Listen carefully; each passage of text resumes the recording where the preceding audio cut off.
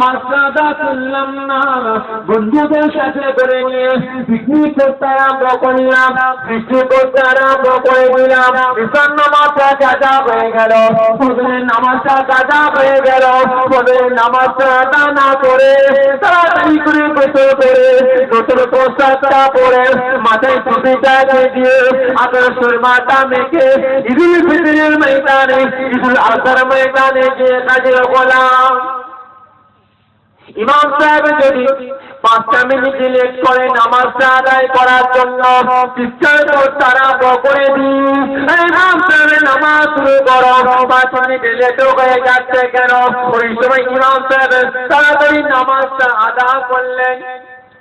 ওই মুসল্লিগুলো ইমাম সাহেবকে নিয়ে টানাটানি শুরু করে দেয়, ইমাম সাহেব আমার গরুটা আগে কুরবানি করো। কি বলে না, আগে আমার গরুটা কুরবানি করো। ও বলে না, আমি তোমার কিনেছি, আমার তোমার কুরবানি করো। মুসলমান শুনে রেখে দেন, জেনে রেখে দেন, ওই মানুষটা 1000টা পশু যদি কুরবানি দেয়, লাখ লাখ টাকা দামে যদি পশুকে কুরবানি দেয়, আমি আপনার পীরের আওলাদে বলছি তার কুরবানিটা কবুল হবে না। ফরজ ফাঁকা, ফরজ ফাঁকা, ওয়াজিব নিয়ে টানাটানি, নফল নিয়ে সুন্নত নিয়ে টানাটানি, লাভ হবে ভাই? হবে না। বুঝতে পেরেছেন? সকল মুসলমান ভাইদের বলি, আগে নিজেকে ত্যাগ স্বীকার করুন, নিজেকে পরিবর্তন করুন। ও আওয়াজ শুনছেন, শুনবেন, আগামী দিনে শুনে শুনে আমি আপনি বড় হয়ে যাব।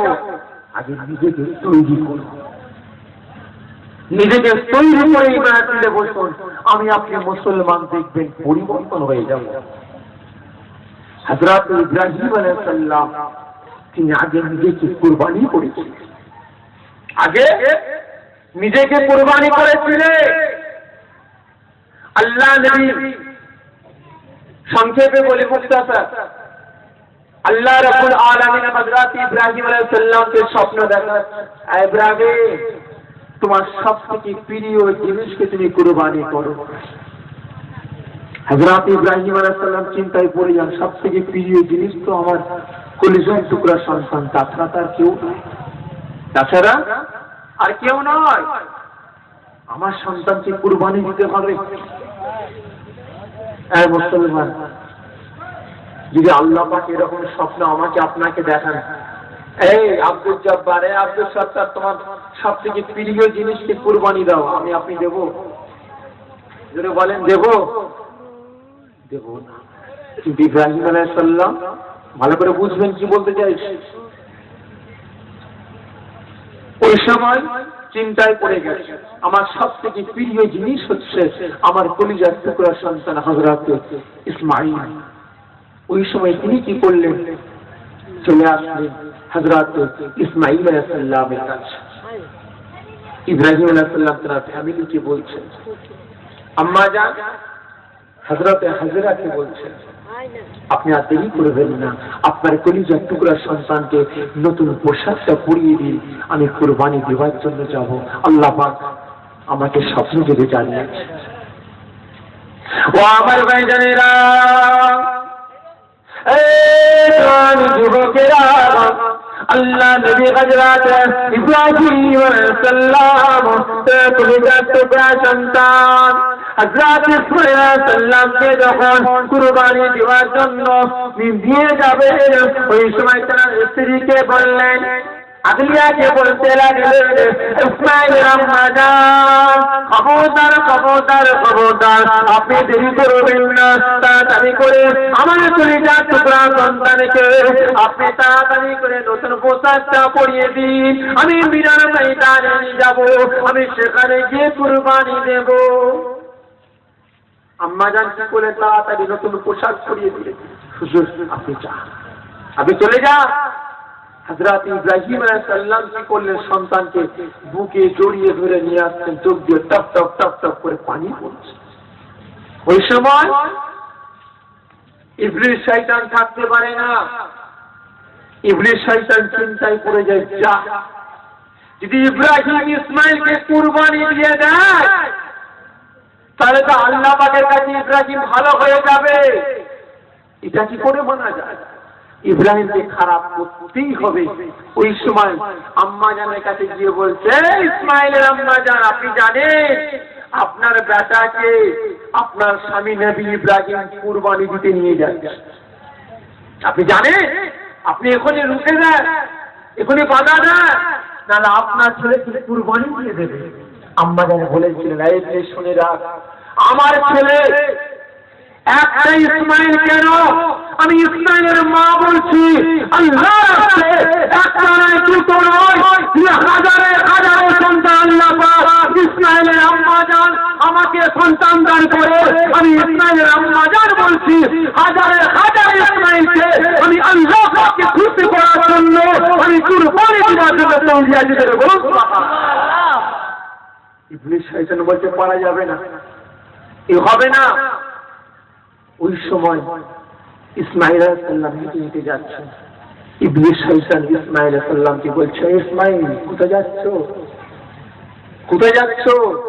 এই আব্বাজানের সঙ্গে মিনা ময়দানে যাচ্ছ। তুমি কি জানো তোমার আব্বাজান তোমাকে কেন নিয়ে যাচ্ছে? জানি। কেন? তোমাকে কুরবানি দেওয়ার জন্য। তুমি খবরদার যেও না, তোমাকে কুরবানি করে দেবে, তুমি খবরদার যেও না। ওই সময় হযরত ইব্রাহিম আলাইহিস সালাম থাকতে পারলেন না, চিৎকার করে বলতে লাগলেন, ইবলিস শয়তান শুনে রাখ, আমার আব্বা যেন হলেন আল্লাহ পাকের প্রিয়, আল্লাহ পাকের মাহবুব হযরত ইব্রাহিম আলাইহিস সালাম, আমার আব্বা যেন একজন নবী। আমি ইসমাইল আল্লাহ পাককে খুশি করার জন্য, আমার আব্বা যেন আল্লাহ পাককে খুশি করার জন্য বলছে, আমি ইসমাইল নবী একবারে কেন দুবার কেন হাজার হাজার বছর আল্লাহ পাককে খুশি হওয়ার জন্য আমার আব্বা যেন কুরবানি দিয়ে দেয়। আমি ইসমাইল হাজারবার কুরবানি হওয়ার জন্য তৈরি আছি। দূর হবে না? আর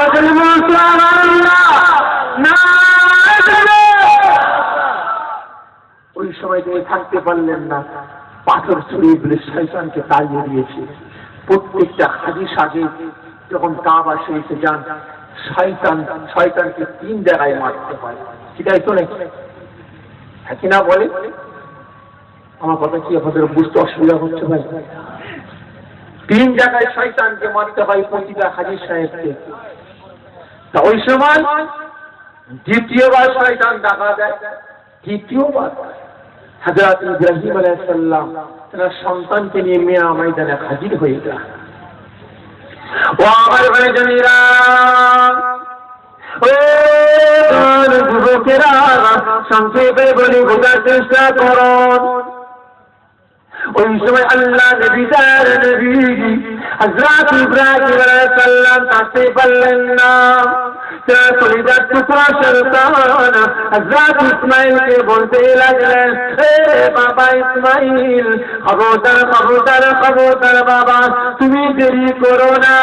আমি তোমার আব্বা জান তোমাকে বলি, এই মরুভূমির ময়দানে শুয়ে পড়ো, আমি তোমাকে কুরবানি করব।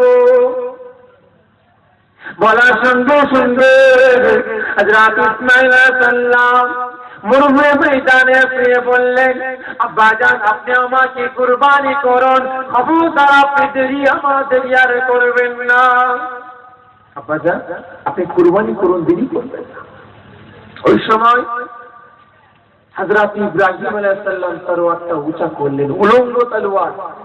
কার গর্দনে চালাবে ভাই?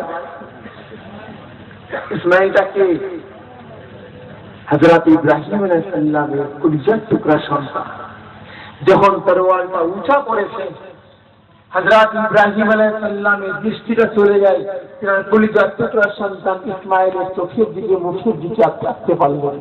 ঝরঝর করে কাঁদতে আরম্ভ করে, হাতটা থরথর করে কাঁপতে আরম্ভ করে। ওই সময় হযরত ইসমাইল আলাইহিস সালাম বলতে লাগলেন, আব্বা জান আপনি আমাকে কুরবানি করবেন, জীবনে কুরবানি করতে পারবেন না আব্বা জান। কেন? আপনি আমাকে প্রচন্ড ভালোবাসেন, প্রচন্ড প্যার করেন, মহব্বত করেন। আব্বা জান আপনি একটা কাজ করুন, আপনার নিজের চোখে পট্টিটা বাঁধুন, আমার হাতে পায়ে দড়িটা বেঁধে দেন, আর একটা কথা আব্বাজান, আমি ইসমাইল কুরবানি হবার পরে এই যে পোশাকটা পরেছি এটাকে আপনি খুলবেন না, এই অবস্থায় আমাকে দাফন দিয়ে দেবেন।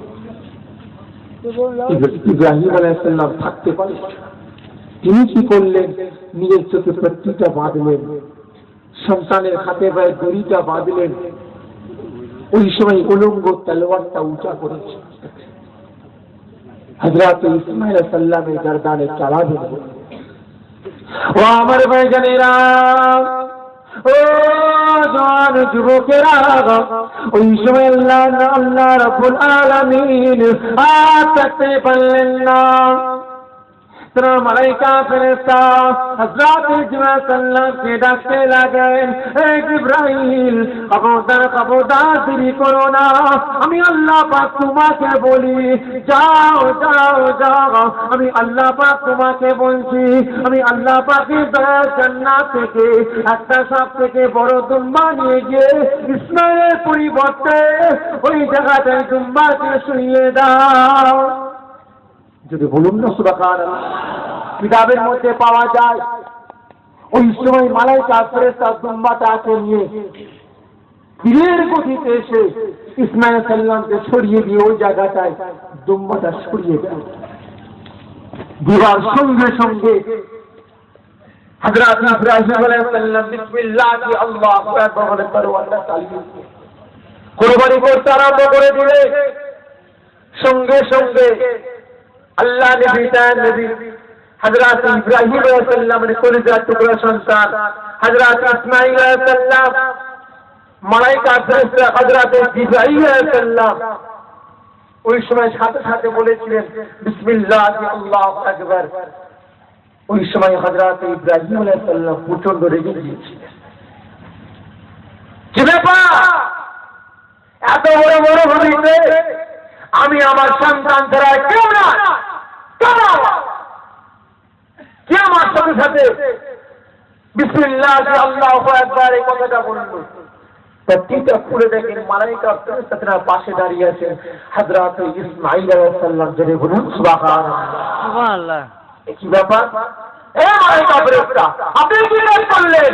আমি ইব্রাহিম আল্লাহ পাককে খুশি রাখার জন্য, আল্লাহ পাকের হুকুম পালন করার জন্য আমার সন্তানকে ইসমাঈলকে কুরবানি দেওয়ার জন্য আমি এখানে হাজির হয়েছি, আপনি কি কাজ করলেন? ওই সময় মালাইকা ফেরেশতা বলেছিলেন, হুজুর, এই নবী ইব্রাহিম, আপনি চিন্তা করবেন না, আল্লাহ রাব্বুল আলামিন আপনার কুরবানিটা কবুল করে নিয়েছেন। জোরে বলুন সুবহানাল্লাহ। চিন্তা করে দেখেন, হ্যাঁ মুসলমান, আজকের দিনে আমি আপনি নিজেকে কুরবানি করেছি। কেউ আছেন বলতে পারেন? জোরে বলেন, কেউ আছেন বলতে পারেন যে হ্যাঁ ভাই আগে ইসলামের জন্য, কালিমার জন্য, শরিয়াতের জন্য, এই অসহায় মুসলমানদের জন্য নিজের জীবনটাকে কুরবানি করেছে? কেউ বলতে পারবেন না? অস্ত্র অনেক শুনেছেন, ইনকিলাব জিন্দাবাদ তো অনেক করেছে। আমার মনে হয় 40-50 বছর যদি বেঁচে থাকেন তার মধ্যে হিসাব করলে দেখা যাবে 10 বছর শুধু ইনকিলাব জিন্দাবাদ করেছে। ভাই সাহেব, ইসলামের জন্য কি করেছে, কালেমার জন্য কি করেছে, কি হিসাব দেখাতে পারবেন? পারবেন না, পারবেন না। কারণ আজকের দিনে আমি আপনার পীরের আওলাদ বলে যাচ্ছি, শুনে রাখে, এক শ্রেণীর মানুষ, এক শ্রেণীর মুসলমান, এক শ্রেণীর কালিমা পড়নেওয়ালা, এক শ্রেণীর নামাজ পড়নেওয়ালা, এক শ্রেণীর টুপি পড়নেওয়ালা, দাড়ি রাখনেওয়ালা, জুব্বা পড়নেওয়ালা, এই মুসলমানগুলো ইসলামকে ধ্বংস করার জন্য, এই অসহায় মুসলমানদের শেষ করার জন্য তারা উঠে পড়ে লেগেছে।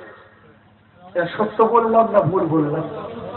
জোরে বলে, সত্য বললাম। কারণ লক্ষ্য করে দেখেন, চারিদিকে তাকিয়ে দেখেন, আমাদের মুসলমানদের মধ্যে আজ থেকে 30 বছর আগে যে ভালোবাসাটা ছিল, যে মোহাব্বত ছিল, যে ভাতৃত্বটা ছিল, সেটা আজকে আছে? জোরে বলে। অনেক বয়োজ্যেষ্ঠ আব্বা জেনেরা আছেন, আল্লাহ পাককে সাক্ষী রেখে বলুন, আজ থেকে 30 বছর আগে একটাই গ্রামের 19 গ্রামের মুসলমান বিপদে পড়লে সারা 19 গ্রামের মুসলমান ঝাঁপিয়ে পড়তো না? জুড়ে বলে। ভাই আমি কিন্তু ওয়াজ করছি না, কি আপনার রাগ হচ্ছে ভাই? ওয়াজ করবো না একটু হাকিকাত সত্য কথা বলবো, কোনটা চান আপনারা? জোরে বলেন। কারণ যদি বলেন ওয়াজ করে পালাবো, এই লাভ নাই। বুঝে নিয়েছি ভাই। আমি আপনার পীরের আওলাদ বলছি, ডায়েরি খুলে দেখেন। আমার যখন 14 বছর বয়স তখন থেকে ওয়াজ নাসিহত শুরু করেছি, বুঝতে পেরেছেন? তখন থেকে ওয়াজ নাসিহত করছি, আর তখন থেকে গত 2012 ডায়েরিটা খুলে দেখেন, ফাঁক পাবেন না। আর এখন গিয়ে দেখে সব জলসায় কাটা চিহ্ন, বেশিরভাগ জলসায় কাটা চিহ্ন। কেন বলুন তো? কেন?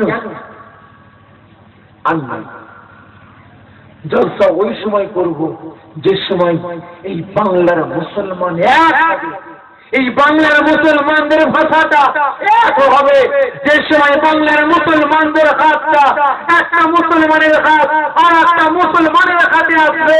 একটা মুসলমান যখন যেই দিন আর একটা মুসলমানের পাশে দাঁড়াবে, একটা কালমা পড়নেওয়ালা আর একটা কালমা পড়নেওয়ালার পাশে দাঁড়াবে, ওই দিন আমি চিন্তা করেছি ওয়াজে নাসিহতটা বেশি করে করবো, এর আগে আর করবো না। কারণ মুসলমান মার খাচ্ছে, এই মুসলমান বোঝে না আমরা অবুঝ, আমরা মূর্খ, আমরা জাহেল। আমাদের জাহেল করে রাখা হয়েছে, আমাদের মূর্খ করে রাখা হয়েছে। আমাদের সেই শিক্ষা, সেই জ্ঞান আমাদের আর দেওয়া হয় না। যে জ্ঞানটা আমরা মুসলমান পেলে আমরা এক হব, এক জায়গায় আসতে পারবো, এই শিক্ষা কিন্তু আমাদের মধ্যে কমিয়ে দেওয়া হয়েছে। কথাটা ভুল বললাম? জুড়ে বলেন কি? আমি সেই ভাষাটা চেঞ্জ করে অন্য প্লেন কথা বলবো নাকি ভাই? কতজন এই যে কথাগুলো বলছি চান একটু হাত তুলবেন? মাশাআল্লাহ। আর কতজন চান না আমি কথাগুলো বলে শুধু প্লেন ওয়াজ করে পালাই, একটু হাত তুলবেন? তো ভাই সাহেব, আমি যে কথাগুলো বলছি এই মেমোরিতে একটু নোট করে রাখবেন, পরে ভাববেন আমি আপনার পীরের আওলাদ কি বলেছি। কারণ আজকের দিনে হয়তো কথাটা বড় হবে, আপনারা রাগ করবেন, রাগ করলে আমার কোনো যায় আসে না। আমরা হা হুজুরের দল হয়ে গেছি। কথা ভুল বললাম? হা হুজুরের দল। শাফেঈ সিদ্দিক একটা কথা বলছে, ভাই আমাদের এটা করতে হবে, আমাদের এটা করতে হবে, আমাদের এই করতে হবে, যখন আমরা করব। কালকে আসলাম, আর একটা হুজুর আসলো, না ভাই এটা করা যাবে না, ওটা করা যাবে না, তোমরা এই দিকে হাঁটো, যখন আমরা ওটা করব। তারপরে কোনো আর একজন আসলো, বাবা এসব ছেড়ে দাও বাবা, কি হবে, যে হুজুর ঠিক করেছে। কি হচ্ছে না ভাই? আইসাকে নীতিটা এক রাখো, নীতিটা এক রাখো।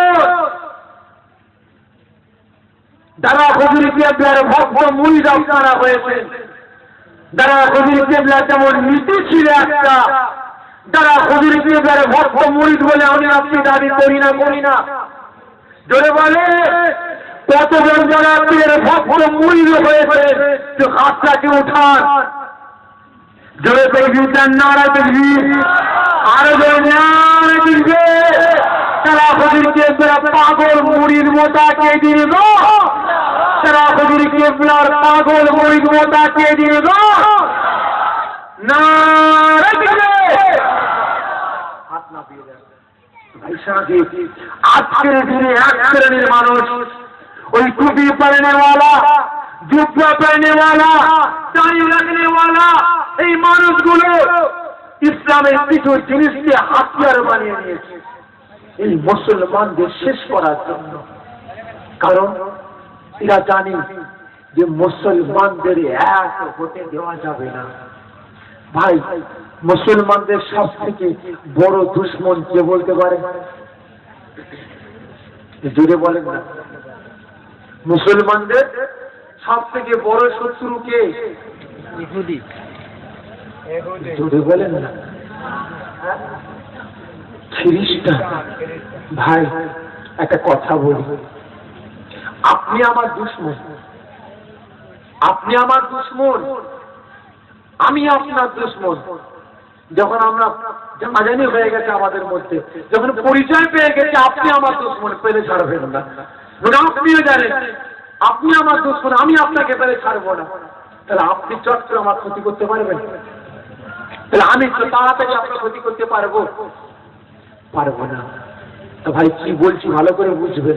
অনেকে তো অন্য মনস্ক হচ্ছেন ভাই, লাভ হবে না। ভালো করে বুঝবেন, মানে কতটা গভীরের কথা, কতটা জ্ঞানের কথা আমি আপনাদের বলছি। ওয়াজ অনেক শুনেছি। তা ভাই সাহেব, খ্রিস্টান তো আমাদের জানে দুশ্মন, এটা আমরা জানি। তবে শোনেন, ইসলামের মুসলমানদের সব থেকে বড় শত্রু হচ্ছে মুনাফিক মার্কা মুসলমান। কথা বললাম, ওই মুসলমান, যে মুসলমান গুলো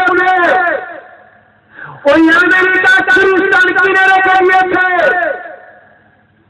ওদের লোক দেখিয়ে, টাকা পয়সার লোক দেখিয়ে, পদের লোক দেখিয়ে, জমি জায়গার লোক দেখিয়ে, সংগঠনের লোক দেখিয়ে তাদেরকে পদে বসিয়ে তাদেরকে কিনে নিয়েছে, তাদেরকে মুসলমানদের মধ্যে অশান্তি লাগাবার পরিকল্পনা শুরু করে দিয়েছে।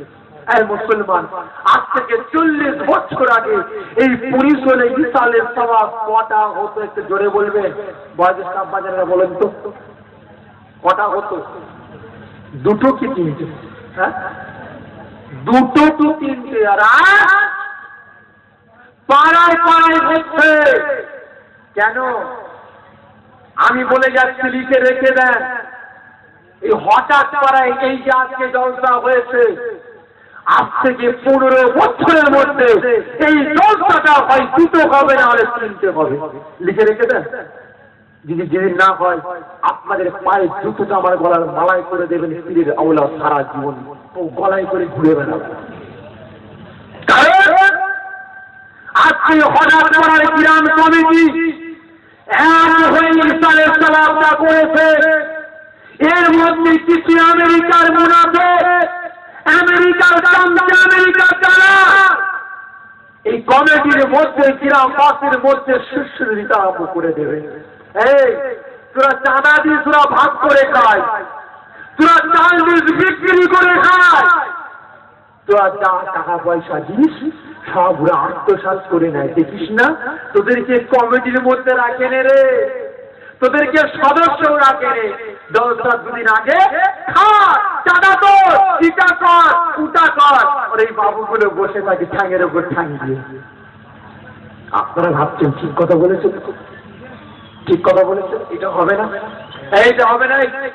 আমাদের হিসাব দে, আমাদের কমিটির মধ্যে রাখ, না আমরা এটা করবো না, আমরা এটা করবো না। অশান্তি শুরু হয়ে গেছে। তোরা তো থাক, তোরা হাফ কবরস্থানে জলসা করো, আমরা হাফ কবরস্থানে জলসা করবো। হচ্ছে না ভাই? আজ থেকে 30 বছর আগে এই পুলিশের গ্রামে একটা মুসলমান বিপদে পড়লে সারা পুলিশের গ্রামের মুসলমান এক ডাকে ছুটে আসে তার পাশে।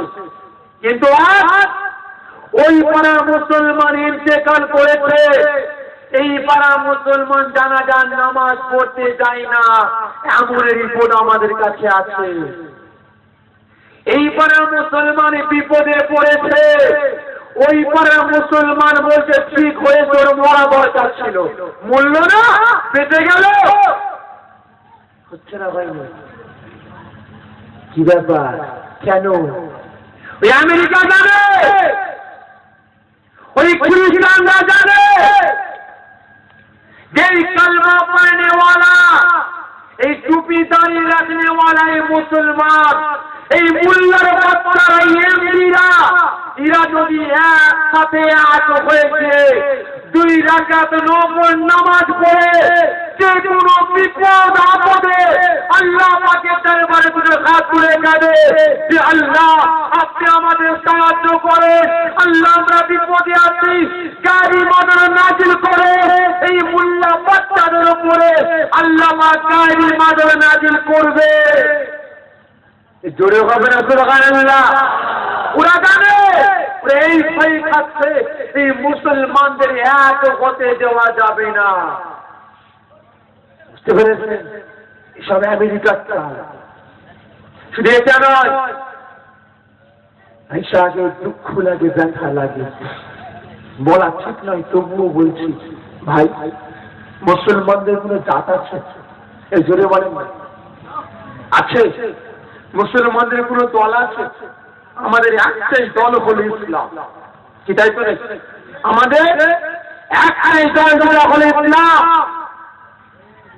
কিন্তু গাইরে কম আমার হিন্দু ভাইদের কি আছে না আছে না বলে? ওদের অনেক রকমের কাস্ট আছে, মুসলমানদের কোনো কাস্ট নাই, তাই তো? কিন্তু আজকের দিনে মুসলমানদের মধ্যে কাস্ট ভাগ করতে আরম্ভ করে দিয়েছে। কিভাবে? ওই আমেরিকার দালালগুলো মুসলমানদের মধ্যে অশান্তি লাগিয়ে লাগিয়ে তারা কিছু জিনিস হাতে বেছে নিয়েছে। কি? নামাজ, রোজা, হজ, যাকাত, কালেমা, এই 3টে যার মধ্যে আছে ভাই, সেটা পূর্ণাঙ্গ মুসলমান তো নাকি? হ্যাঁ কিনা বলেন? এই কথাকে হাতিয়ার বানিয়ে নিয়ে তারা কি করছে? ব্যাস মুসলমানদের মধ্যে অশান্তি লাগাবার, মুসলমানদের মধ্যে দল তৈরি করতে আরম্ভ করে দিয়েছে। এটা ফুরফুরা সিলসিলা, এটা অমুক সিলসিলা, এটা তমুক সিলসিলা, এটা এই সিলসিলা। হচ্ছে না ভাই? জোরে বলে তো ভাই সাহেব। সকল ভাইদের বলি এখনো হুঁশিয়ার, সাবধান হয়ে যান।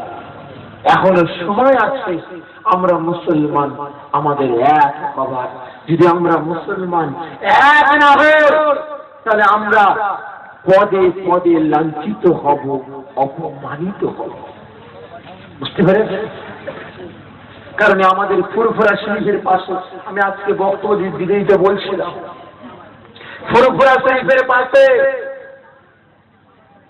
মশাহার বলে জায়গা আছে, ওখানে কলম পত্রিকা এখন আমার কাছে রাখা আছে। শিবসেনা দল, নাম শুনেছেন? নাম শুনেছেন ভাই? শিবসেনা দল নাম শোনেন? আরে শুনেছেন? ওই শিবসেনা দল ওই মশা গাছে প্রকাশ্যে মাইকে ঘোষণা করেছে যে বাংলার মুসলমান হয় ভারত ছাড়ো, তা না হলে কুরআন ছাড়ো। কলকাতায় সেখানে ওই শিবসেনা দলেরা চিৎকার করে বলেছিল, এই মুসলমানদের বিরুদ্ধে প্রতিবাদ করতে হবে, মুসলমানদের ভারত থেকে তাড়াতে হবে, এই তোমরা তৈরি হয়ে যাও। তোমাদের কাছে অস্ত্র আছে? তারা অনেকে বলেছিল আমাদের কাছে নাই।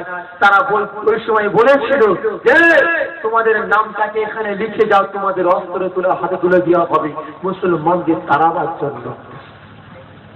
তাহলে চিন্তা করে দেখেন আমরা মুসলমান কত দূরে আছি, কত দূরে আছি। যেখানে মুসলমান বেড়ে গেছে, মুসলমানদের কমাবার পরিকল্পনা শুরু হয়ে গেছে। আসাম, সেখানে হাজারে হাজার মুসলমানদের কচু কাটা হয়েছে। মুসলমান যখন 50% পাওয়ার হয়ে যাচ্ছে, রাইট লাগিয়ে দাও, মুসলমানদের কচু কাটা করে মুসলমান যদি বাড়তে না পারে। গুজরাট, সেখানে লক্ষ্য করে দেখে, সেখানেও মুসলমানদের রাইট বাঁধে দিয়ে মুসলমানদের কচু কাটা হয়েছে। বিহার মুজাফফরনগরে এখনো পত্রিকারা খুলে দেখুন, প্রতিদিন বর্তমান আনন্দবাজার, আজকাল পলো, প্রতিটা পেপার খুলে দেখুন, প্রতিটা পেপারে মুজাফফরনগরের কথা আসছে, সেখানে মুসলমানদের কচু কাটা হয়েছে। হাকিরা বলে চলে যান মায়ানমার, সেখানে মুসলমানদের কচু কাটা হচ্ছে। তবে শুনে রাখুন, এই পশ্চিম বাংলায় মুসলমান কত পার্সেন্ট বলতে পারেন ভাই? যদি বলেন 40, 50, কত? যদি বলেন 40, ভুল বলছে। আমি একজন পীরের আওলাদ বলে যাচ্ছে, শুনে রাখেন, এটা ভিতরের কথা। 74% পশ্চিম বাংলায় মুসলমান বেড়ে গেছে। জোরে বলুন সুবহানাল্লাহ। জোরে হবে না সুবহানাল্লাহ? এবারে পশ্চিম বাংলায় শুরু হয়ে গেছে, পশ্চিম বাংলায় শুরু হয়ে গেছে। কিছুদিন আগে একটা মসজিদের সম্পত্তি, একটা পুকুর আছে, ওই সিলসিলা তারা ওই জায়গাটা মসজিদটাকে দখল করতে গেছে। খুব মাটি নিয়ে এসে ভরাট করতে আরম্ভ করেছে। কেন কি হবে? বলছে মন্দির হবে। ভালো করে বুঝবেন, কি হবে? মন্দির হবে। সেখানে সঙ্গে সঙ্গে তারপর জারি হয়ে যায়, আপনার 144 ধারা জারি হয়ে গেছে। হিন্দু মুসলমান মারামারি লেগে গেছে, অশান্তি। কারণ এই পুকুরটা হলো মসজিদের নামে, এটা মসজিদের নামে। এইখানে তো মন্দির করতে দেওয়া যাবে না। এই আপনি দেবেন? জোরে বলেন দেবেন? কোন মুসলমান দেবে? প্রতিবাদ শুরু হয়ে গেছে। সেখানে 144 ধারা জারি হয়ে গেছে। এই গত 4 দিন আগে, 3 দিন আগে সেটা তোলা হয়েছে, কিন্তু এখনো পর্যন্ত মীমাংসা করাবার মতো কাউকে খুঁজে পাওয়া গেল না। সেখানে আমরা গিয়ে প্রতিবাদ করে এসেছি। বুঝতে পেরেছি? আপনার ঘটক পুকুর, সেখানে একটা অশান্তি, চারিদিকে অশান্তি শুরু হয়ে গেছে। এই পশ্চিম বাংলায় একটা হিন্দু মুসলমানি দাঙ্গা লাগাবার পরিকল্পনা শুরু হয়ে গেছে। মুসলমান এখনো বলি সময় আছে, যদি মুসলমান হয়ে বাঁচতে চান, যদি আল্লাহ পাকের দয়ায় জান্নাত পেতে চান, এখনো মুসলমান হাতে হাতটাকে রাখুন। দলাদলি ভুলে যান। ইসলামের খাতিরে, কুরআনের খাতিরে, শরীয়তের খাতিরে, নবী পাকের ভালোবাসার খাতিরে, আল্লাহ পাকের ভালোবাসার খাতিরে এক হন, এক পথে চলার চেষ্টা করুন। আল্লাহ পাকের গায়েবী মাদাদ আমার আপনার সকলের প্রতি নাজিল হবে। আল্লাহুম্মা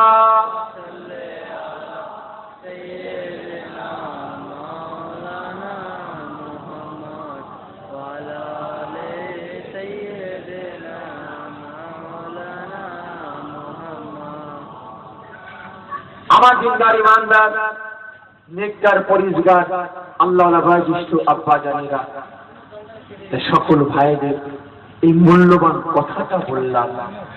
এখনো সময় আছে, পরিবর্তন হন। আমি মুক্তাসার সময় নিয়ে হাজির হয়েছি, বিদায় নেব। আমার পরে আমার ছেলেটা, আমার নয়নের মণি, আমার পীর, আমার দাদা হুজুর কেবলা আসবেন। কারণ অল্প বয়সে, আমার যখন 7 থেকে 7.5 বছর বয়সে আমার আব্বাজান ইন্তেকাল করেছে। আপনারা অনেকে জানেন, অনেকে জানেন না। আমার আব্বাজানের নাম হল জনাব পীর আল্লামা হযরত মরহুম মকফুর মাওলানা মুহাম্মদ হাবিবুর রহমান সিদ্দিকী রাহমাতুল্লাহ আলাইহি। তিনি ইন্তেকাল করেছেন আমার যখন 7 থেকে 7.5 বছর বয়স। আমার দাদা হুজুর কেবলাদের ছায়াতলে থেকে আম্মা জান হুজুরের কঠিন পরিশ্রম, কঠিন মেহনতে আজ মানুষের মতো মানুষ কিঞ্চিত পরিমাণে হতে পেরেছে। কারণ আমার মনে হয় এখনো কমপ্লিট হতে পারি না। যেমন হযরতে আমাদের ইমামে আযম আবু হানিফা রাহমাতুল্লাহ আলাইহি হুজুরকে একটা বুড়ি মা প্রশ্ন করেছিলেন, ইমাম আবু হানিফা হুজুর, আচ্ছা, আপনার মুখেও তো দাঁড়িয়ে আছে, আর আমার এই ছাগলটার মুখে দাঁড়িয়ে আছে। ভালো করে বুঝবেন, আপনার মুখে দাঁড়িয়ে আছে, ছাগলটার মুখেও দাঁড়িয়ে আছে। তা হুজুর, সব থেকে কার মুখে দাঁড়িয়ে দামটা বেশি? ওই সময় হযরত ইমামে আযম আবু হানিফা হুজুর বলেছিলেন, বুড়িমা আমি ইমাম, কিন্তু আমি এখন বলতে পারবো না। কেন? কেন পারবেন না? না মা, আমি এখন বলতে পারবো না, জানি না আমি ইমামে আযম আবু হানিফা আমার মৌতটা কোন হালতে হয়। যখন তিনি ইন্তেকাল করলেন, বুড়িমা ওই সময় এসে বলছেন, ইমামে আযম আবু হানিফা, আপনি তো বিদায় নিলেন, চলে যাচ্ছেন, আমার এই প্রশ্নের উত্তরটা কি আপনি দেবেন না? ওই সময় কিতাবের মধ্যে পাওয়া যায়, হযরত ইমামে আযম আবু হানিফা হুজুর মুচকে মুচকে হেসে হেসে বলেছিলেন, বুড়িমা, আমি ইমামে আযম আবু হানিফা বলছি, আমি মুসলমান হয়ে, আমি প্রকৃত খাঁটি ইমানদার হয়ে, আমি কালেমা পড়তে পড়তে আল্লাহ পাককে খুশি করে আমি দুনিয়া থেকে বিদায় নিয়েছি। আপনার ছাগলের দাড়ি থেকে আমি ইমামে আযম আমার দাড়িটার মূল্যটা কোটি কোটি করে বেশি করে বলুন সুবহানাল্লাহ। বুঝতে পেরেছেন? সেজন্য বললাম, এখনো কমপ্লিট হতে পারেনি। তা আপনাদের দোয়ায়, পীর মাশায়েখের দোয়ায় একটু হয়েছে, তা আপনাদের খেদমতে বেরিয়েছে ভাই, তা ধিক্কারে লেগে গেছে। আর মনে চাই না যে ওয়াজ করি, কি ওয়াজ করবো? নামাজ পড়ো, রোজা রাখো, হজ করো, যাকাত দাও, কালেমা তেলাওয়াত করো, শরিয়ত মোতাবেক চলো, শুনে শুনে শুনে শুনে পাগল হয়ে যাচ্ছে। কি ভাই, তাই তো হ্যাঁ কিনা বলে ভাই সাহেব? এতজন তো বসে আছে, ওয়াজ শুনে শুনে শুনে শুনে মাথাটা খারাপ হয়ে যাবার লাইন। পরিশ্রম করে সেই আশপাশ গ্রাম থেকে মাগরিবের আগে, দুপুরে ঈশার আগে হাজির হলাম। এখানে সে ঘন্টার পর ঘন্টা ব্যয় করছি। তা ভাই কেউ আছে মাগরিবের নামাজটা আদা করেছে? অনেকে দেখা যাবে মাগরিবের নামাজটা আদা করেননি, হাত উঠাবো না, হাত তুলাবো না ভাই। অনেককে দেখা যাবে ঈশার নামাজটা আদা করেনি, অনেককে দেখা যাবে জোহরের নামাজটা আদা করেনি, অনেককে দেখা যাবে আসরের নামাজটা আদা করেনি, কিন্তু এখানে ঘন্টার পরে ঘন্টা বসে আছে, চায়ের দোকানে ঘন্টার পরে ঘন্টা বসে দুনিয়াবি আলাপ আলোচনা করছে। অনেকে ভাইকে দেখা যাবে রান্নার কাজে ঘন্টার পরে ঘন্টা সেখানে পরিশ্রম করছে, ঘন্টার পরে ঘন্টা বন্ধুদেরকে নিয়ে গল্প করছে, ঘন্টার পরে ঘন্টাই মোবাইলের গেম খেলছে, ঘন্টার পরে ঘন্টা এই কানে ওয়াকম্যান লাগিয়ে গান শুনছে, ঘন্টার পর ঘন্টা বন্ধুদেরকে নিয়ে কথাবার্তা বলছে, ঘন্টার পর ঘন্টা ফুটবল খেলছে, ক্রিকেট খেলছে, ক্যারাম বোর্ড খেলছে। এই মুসলমান শুনে রাখে, যে মুসলমানটা শরিয়তকে মানল না, সেই মুসলমানটা আল্লাহ পাকের হুকুম আহকামটা পালন করল না, যে মুসলমানটা ইচ্ছাকৃত আল্লাহ পাকের হুকুমকে অমান্য করে, সেই মুসলমানটা কোনদিন মুসলমান হতে পারে না।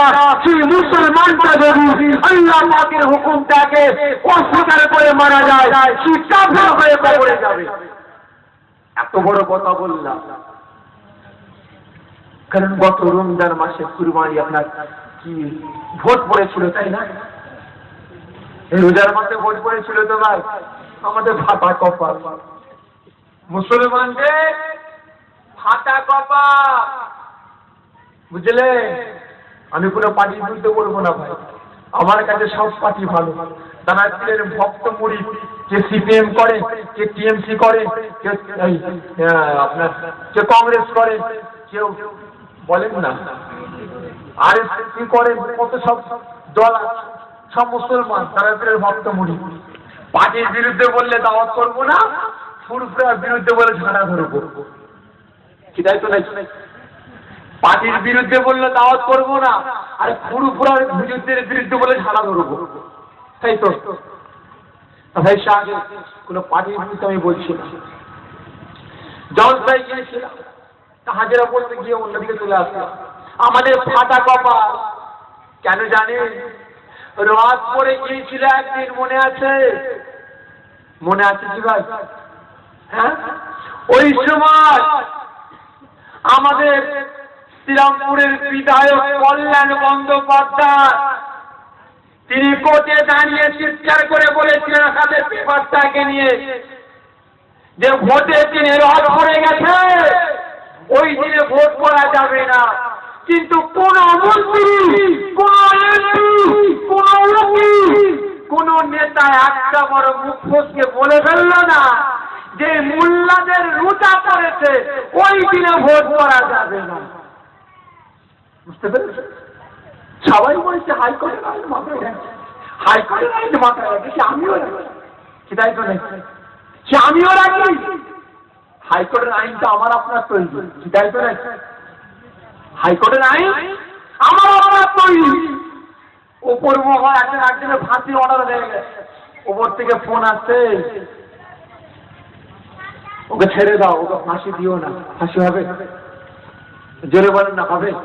যে সবাই মিলে টিপে ধরতে যাচ্ছে যে না, এই রোজার মাসে ভোট করা যাবে না, যাদের ক্ষমতা ছিল সই করা হতো। কারণ মোল্লা বাচ্চাদের দল নেই তো, এদের ইউনিটি নেই। বুঝতে পেরেছেন? এটা ইউনিটি নেই তো, যার জন্য রোজার মাসে ভোট হয়ে গেছে। ভোটের একদিন আগে হাওড়া জেলা জলসায় গিয়েছিলাম। আল্লাহর কসম খেয়ে বলছি, আল্লাহ পাক সাক্ষী আছে, একটা কাতরা পরিমাণে মিথ্যা বলছি না। আগের দিনে ইফতার মাহফিলে গেছি, বড় খানটা দেখেছেন? খানটা আমাদের ওখানে পাওয়া যায়, বড় বড় খানটা।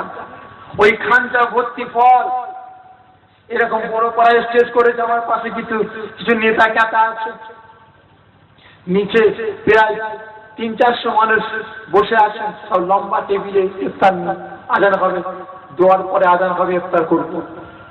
তা ওই সময় পাশে যিনি বসেছিলেন ওই এলাকার আপনার প্রাক্তন নেতা, আপনার প্রধান ছিলেন। পঞ্চায়েত ভোট ঘোষণা হওয়ার পরে তো প্রধান থাকে না, তখন প্রাক্তন হয়ে যায়। তা উনি বসে আছেন, মুস্তফা হলো, মাশাআল্লাহ মুসলমান ভাই আমার, কেমন আছেন? ভালো আছেন? বলছি ভাই রোজা রেখেছেন? কানে কানে বলছি রোজা রেখেছেন। শরীরটা অসুস্থ রাখতে পারে, এই না রাখতে পারে। রোজা রাখেন না? না হুজুর। কেন, শরীর খারাপ নাকি ভাই আপনার? না না, এই আগামীকাল ভোট তো, তাহলে প্রচুর খাটতে হচ্ছে, বিরাট পরিশ্রম করতে হচ্ছে, ছুটাছুটি, যার জন্য রোজা রাখতে পারে। সঙ্গে সঙ্গে বাড়িওয়ালাকে বললাম ভাই একটা প্লেট নিয়ে আসে, একটা প্লেট নিয়ে আসে। প্লেট নিয়ে আসলো, প্লেট থেকে একটু সব ফল তুলে নিচ্ছে, ফল তুলে নিচ্ছি। একজন হুজুর ফল তুলছেন কেন? যে ভাই একটা হিন্দুর সঙ্গে বসে খাওয়া যাবে, একটা খ্রিস্টানের সাথে বসে খাওয়া যাবে, কিন্তু এর সাথে বসে খাওয়া যাবে না। কারণ একটা খ্রিস্টান থেকে কাফের বলা যাবে না, একটা হিন্দু থেকে কাফের বলা যাবে না। সেই ইমান আনতে পারে, কিন্তু এই মুসলমানটা আমার পাশে বসে আছে, দুনিয়ার জন্য আল্লাহ পাকের হুকুমটা ইচ্ছাকৃত ভঙ্গ করেছে, অস্বীকার করেছে, এই ঈমানটা নাই, যার জন্য এর সাথে আমি ইফতার করব না। কথা ভুল বলেছিলাম না? জেনে বলেন। ওই সময় আলাদা ছিলাম, মনে মনে ভাবছি তারা ইফতার মাহফিলটা হয়ে যায়, মাগরিবি নামাজের পরে তো স্টেজে উঠবো ওয়াজ করতে, মজা বুঝাবো। ওই সময় মাগরিবির পরে স্টেজে উঠেছি, একদিন এসে আমাকে বলছে হুজুর আপনি এরকম কথা বললেন কেন? এটা কি ঠিক হয়েছে? তিনি রোজা রাখেন, আপনি যখন কথা বললেন, তাকে আমি একটা কথাই বলেছিলাম, ভাই আপনার আল্লাহ কটা? যদি বলেন আমাদের আল্লাহ কটা গো? ঠিক করে বলে। কিছু মানুষের আল্লাহ দুটো, কিছু মুসলমানের আল্লাহ দুটো। এক নাম্বার হচ্ছে আমাদের নেতা, দ্বিতীয় নাম্বার আল্লাহ হচ্ছে আমাদের আল্লাহ, লা শারীকা লাহু। বুঝতে পেরেছেন? দুটো মনে করে সকলে জেনে বলুন নাউযুবিল্লাহ বিল্লাহ। তা ভাই সাহেব, যে মানুষটা স্বইচ্ছায় সাগরে আল্লাহ পাকের হুকুমকে অমান্য করে, অস্বীকার করে, সেই মানুষটা বেঈমান। আমি বলে যাচ্ছি, বেঈমান মরে গেলে জানাজার নামাজ পড়া চলবে? জোরে বলে চলবে? চলবে না। যেই মানুষটা বেঈমান হয়ে দুনিয়ার জন্য দুনিয়ার হুকুমটা পালন করে কবরে চলে যাবে, তা জানাজার নামাজটা পড়বে, আমি বলবো সেই মানুষটা গুনাহগার হয়ে যাবে। ওই মানুষটাকে কবরে নয়, ওই মানুষটার পায়ে দড়ি বেঁধে টেনে টেনে নিয়ে, যেমন গরু ছাগল কুকুর মরে গেলে টেনে টেনে নিয়ে গিয়ে ভাগাড়ে ফেলে দেন, কুকুর বিড়ালে ছিঁড়ে খাবে, ওই মানুষটাকে ভাগাড়ে ফেলে দেন, ওর দেহটা কুকুর বিড়ালে শিয়ালে ছিঁড়ে ছিঁড়ে খাবে, যদি আল্লাহ পাক ওর ওসিলায় একটু গুনাহ মাফ করে। বুঝতে পেরেছেন? তখন সাহেব হুঁশিয়ার, এক শ্রেণীর মানুষ উঠে পড়ে লেগেছে মুসলমানদের মধ্যে একটা অশান্তি লাগাবার চক্রান্ত। শুধু এতে নয়, তারা এতেও ক্ষান্ত নয়, ঢুকে পড়েছে মসজিদে। কি ঢুকেছে না ঢুকে না ভাই? মসজিদে ঢুকেছে না? এখানে হাজী সাহেব কেউ আছেন? হয়তো হাত তুলবেন। হাজী সাহেব হজ করে এসছেন, কেউ আছেন ভাই গ্রামে? কেউ নাই। হাজী সাহেব বাড়িতে আছে, বয়স্ক মানুষ তো, সকালটা হলে জিজ্ঞাসা করে দেখে নেবেন, হাজী সাহেব আপনি বুকে হাতটাকে রেখে আল্লাহ পাকের মেহমান, নবী পাকের মেহমান, সত্য কথা বলবেন, ওখানে আপনি জামাতে নামাজটা পড়েছেন না পড়েননি? হাজী সাহেব বলবেন জি পড়েছি। ওখানে মাইকে কোরআন শরীফ তেলাওয়াত হতো না হয় না? জি হতো। ইমাম সাহেব যখন নামাজটা আদা করতে গায়রিল মাগদুবি আলাইহিম ওয়ালাদ দাল্লিন পড়তে না গায়রিল মাগদুবি আলাইহিম ওয়ালাদ দাল্লিন পড়তেন? হাজী সাহেব একটা কথাই বলবেন, ওয়ালাদ দাল্লিন পড়তেন। সারা বিশ্বের সবথেকে বড় কারি কে ভাই? জোরে বলেন না। সারা বিশ্বের সবথেকে বড় কারি, এক নম্বর কারি কে জানেন না? কারি আব্দুল বাসিত। ইনি 7 রকম ভাবে কোরআন শরীফ তেলাওয়াত করতে পারতেন। ইনি ছিলেন সাফাকারী। বুঝতে পেরেছেন? তো ইরা 7 রকম তেলাওয়াত কোরআন শরীফ আমার কাছে আছে, বাড়িতে আছে ক্যাসেট। তিনি কোন জায়গায় ওয়ালা যাল্লিন তেলাওয়াত করেননি।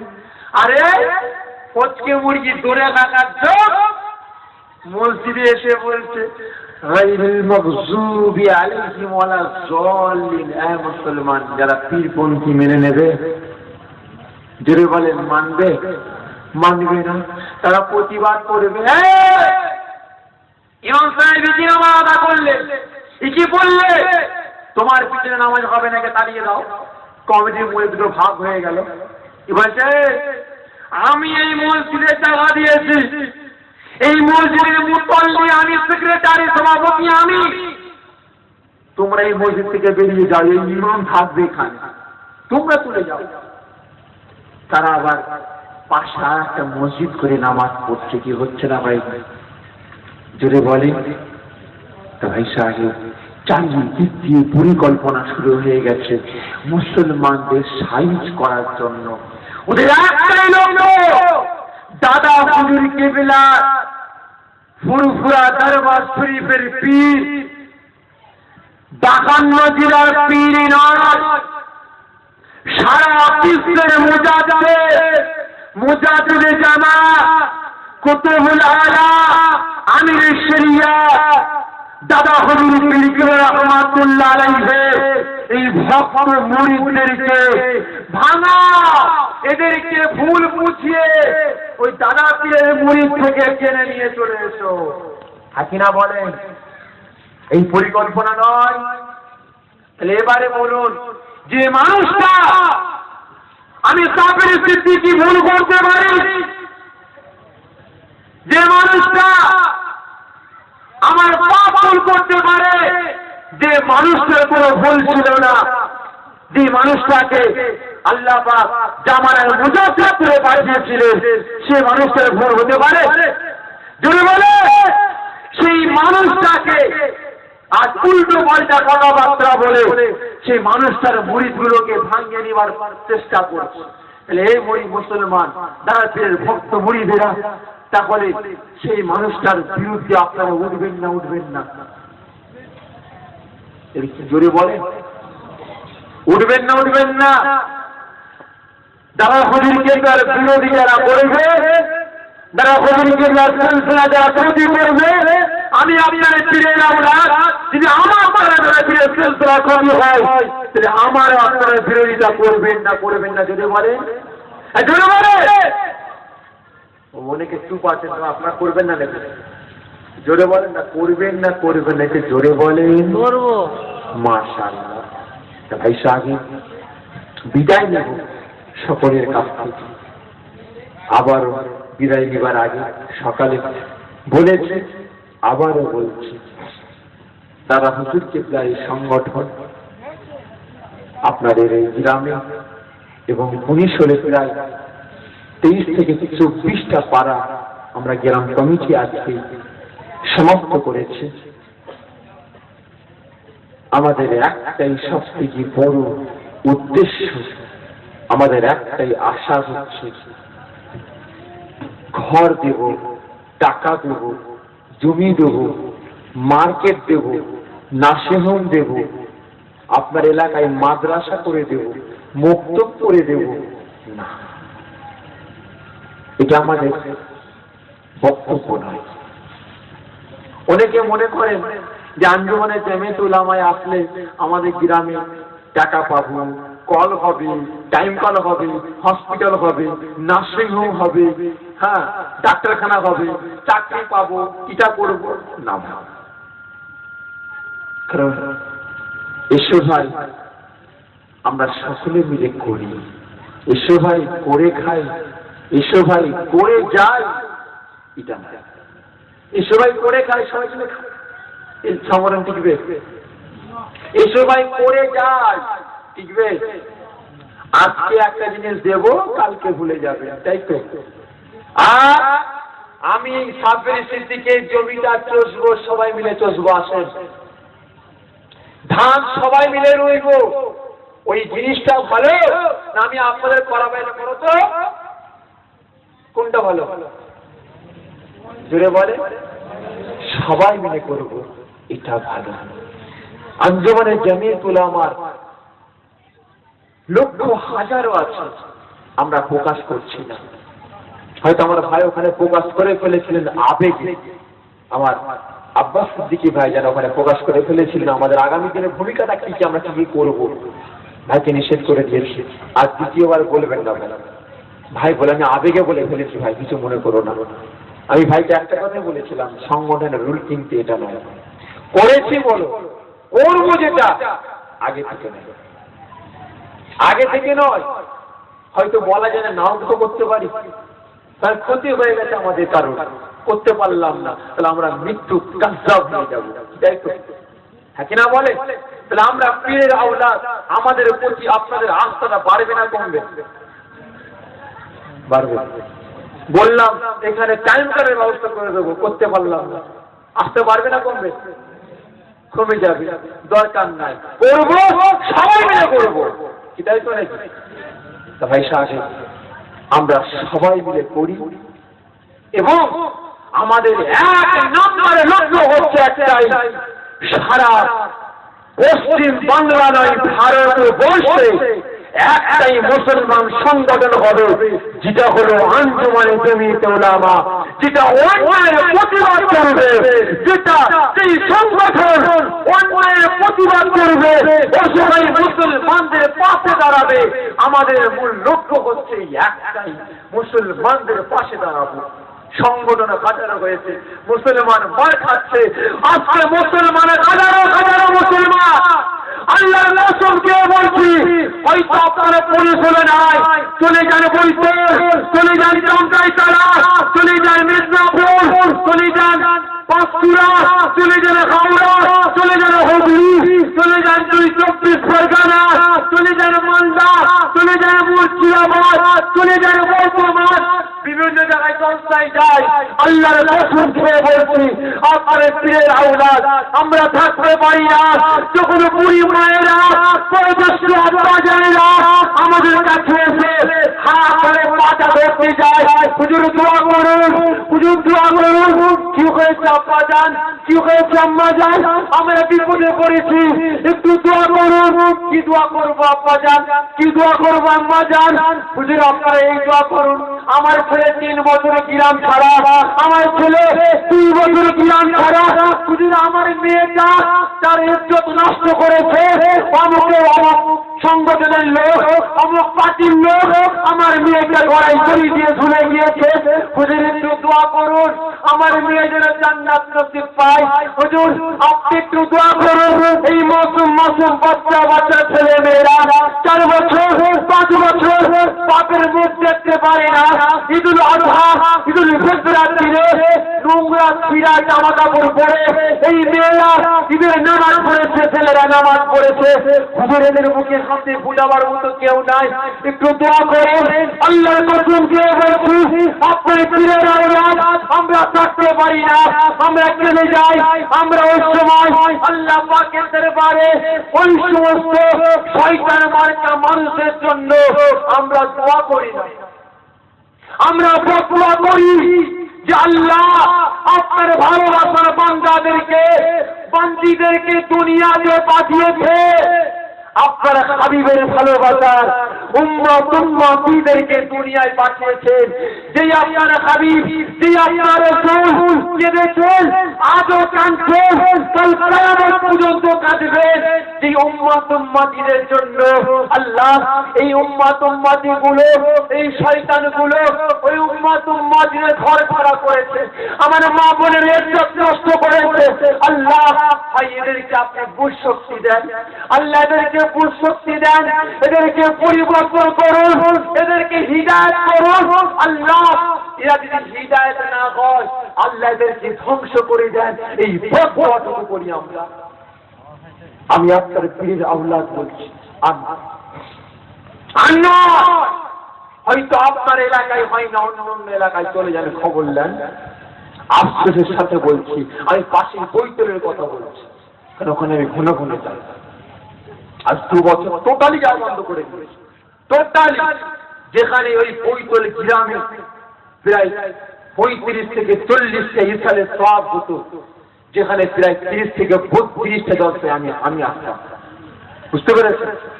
কিন্তু এখন গিয়ে দেখেন 2টো জলসা করে, সে 2টো, একটা হচ্ছে আপনার 29শে মার্চ, আর একটা হচ্ছে আপনার একটা বাড়িতে সব থাকে। ওটা আমি যখন তখন দেখতে ইসরায়েল করি, বাকি টোটালটা বন্ধ করি। কি যাবো, কিসের জন্য যাবো আপনাদের কাছে? আপনারা বলছেন আমাদের পিতা হুজুর কিবলা, আমাদের পীর ফুরফুরা হুজুর কিবলা গণেরা, তাদের কথা আপনারা শুনছেন না, তাদের কথা আপনারা বুঝছেন না। তিনি বলছেন তারা হুজুর কিবলার মুরিদ, ইনিও বলছেন তারা হুজুর কিবলা মুরিদ। এই যারা হুজুর কিবলার মুরিদ হয়ে আর একটা মুরিদের উপরে অত্যাচার তুলন করছে, কোন মুখ নিয়ে আপনাদের কাছে যাব, কোন মুখ নিয়ে আপনাদের কাছে খাবো, কোন মুখ নিয়ে আপনাদের হাতের রান্নাটা খাবো? আমাদের লজ্জা লাগে, আমাদের চিন্তা হয় আপনাদের হাতের ছেড়ে যারা একটু খাবার আপনার দুনিয়ার জন্য মুসলমানদের উপরে অত্যাচার করে, তাদের হাতে খেতে আমাদের ঘৃণা করে, বুঝতে পেরেছেন? কারণ সেখানে চলে যান বহুত মানুষ আজ ঘর ছাড়া হয়ে পড়ে আছে। আমার বাড়িতে এখনো পর্যন্ত 21শে আসছেন আমার ভাইজান আব্বাস সিদ্দিকী ভাই দাওয়াত দিয়েছে, তাই তো? আমিও দাওয়াত দিচ্ছি। আশিকে রাসূল নায়েবে নবী আমার দাদু জান আপনাদের সবার ভালোবাসার মানুষ, কি তাই তো? আপনাদের বেশি পছন্দ করতেন আমার দাদু জান, সেটা হুজুর কিবলা। তিনার ওয়াফাত দিবস আপনাদের ভালোবাসার মানুষ বিদায় নিয়েছে আমাদের সকলের কাছ থেকে, আমরা এতিম কি তাই তো থাকি না বলেন না? তা ভাই তার মানে আমাদের পিতা, তাই তো? তা ভাই বাপের সব্রসানিতে ছেলে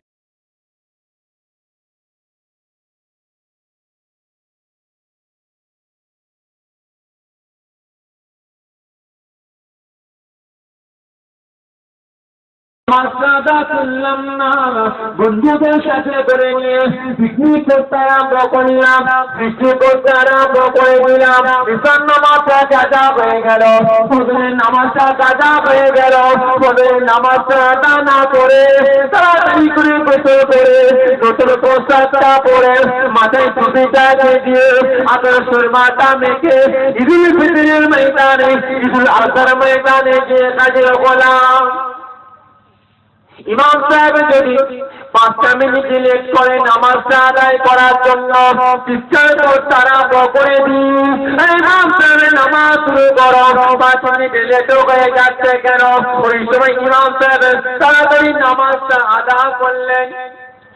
ওই মুসল্লি গুলো ইমাম সাহেবকে নিয়ে টানাটানি শুরু করে দেয়, ইমাম সাহেব আমার গরুটা আগে কুরবানি করো। কি বলে না, আগে আমার গরুটা কুরবানি করো। ও বলে না, আমি তুম্বা কিনেছি, আমার তুম্বাটা কুরবানি করো। মুসলমান শুনে রেখে দেন, জেনে রেখে দেন।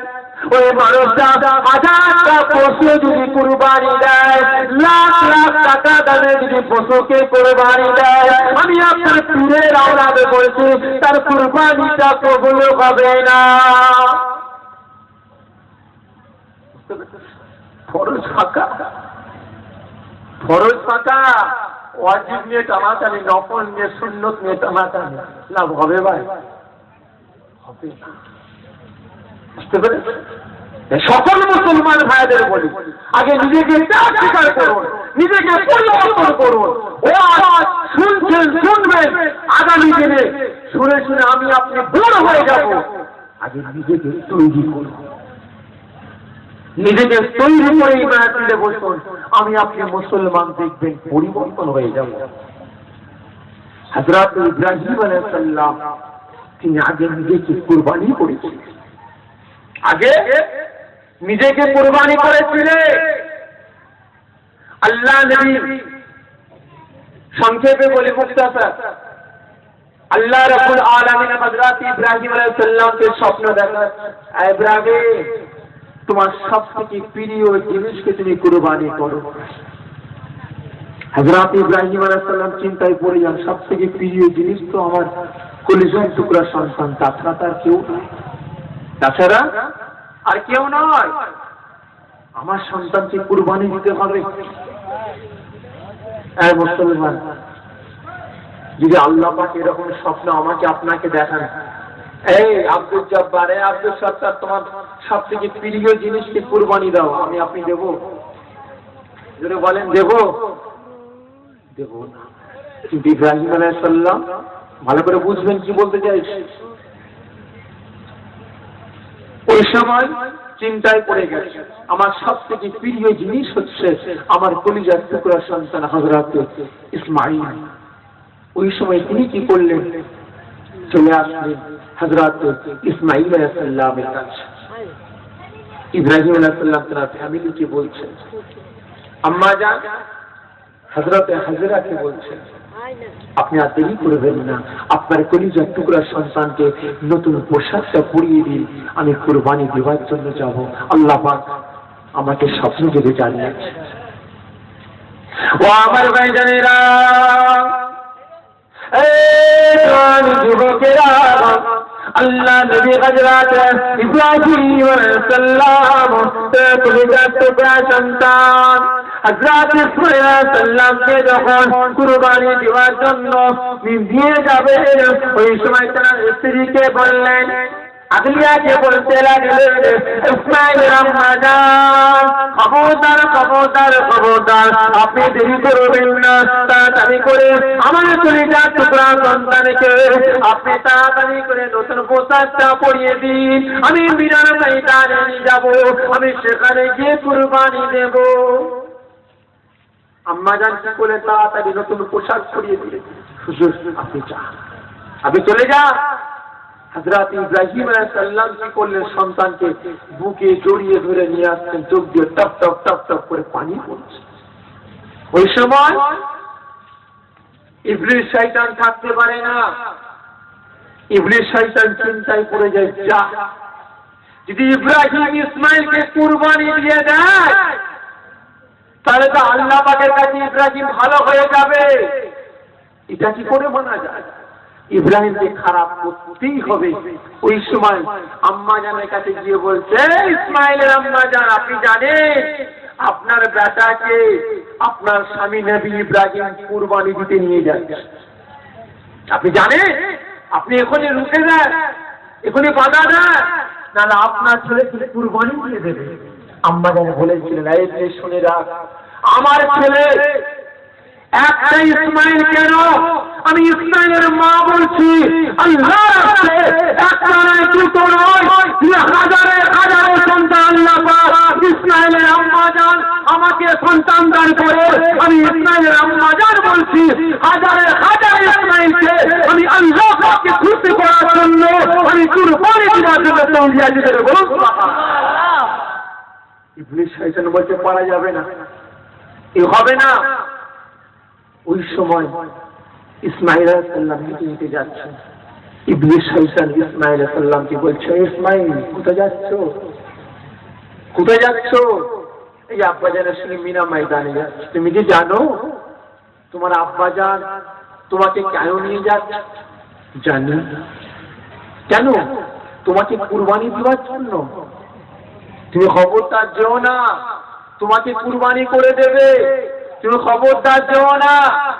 ওই সময় হযরত ইব্রাহিম আলাইহিস সালাম থাকতে পারলেন না, চিৎকার করে বলতে লাগলেন, ইবলিস শয়তান শুনে রাখ, আমার আব্বা যেন হলেন আল্লাহ পাকের প্রিয়, আল্লাহ পাকের মাহবুব হযরত ইব্রাহিম আলাইহিস সালাম, আমার আব্বা যেন একজন নবী।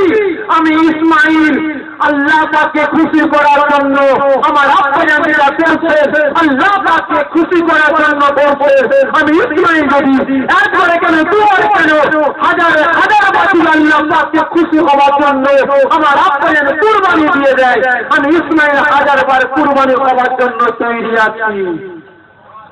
দূরে হবে না? আর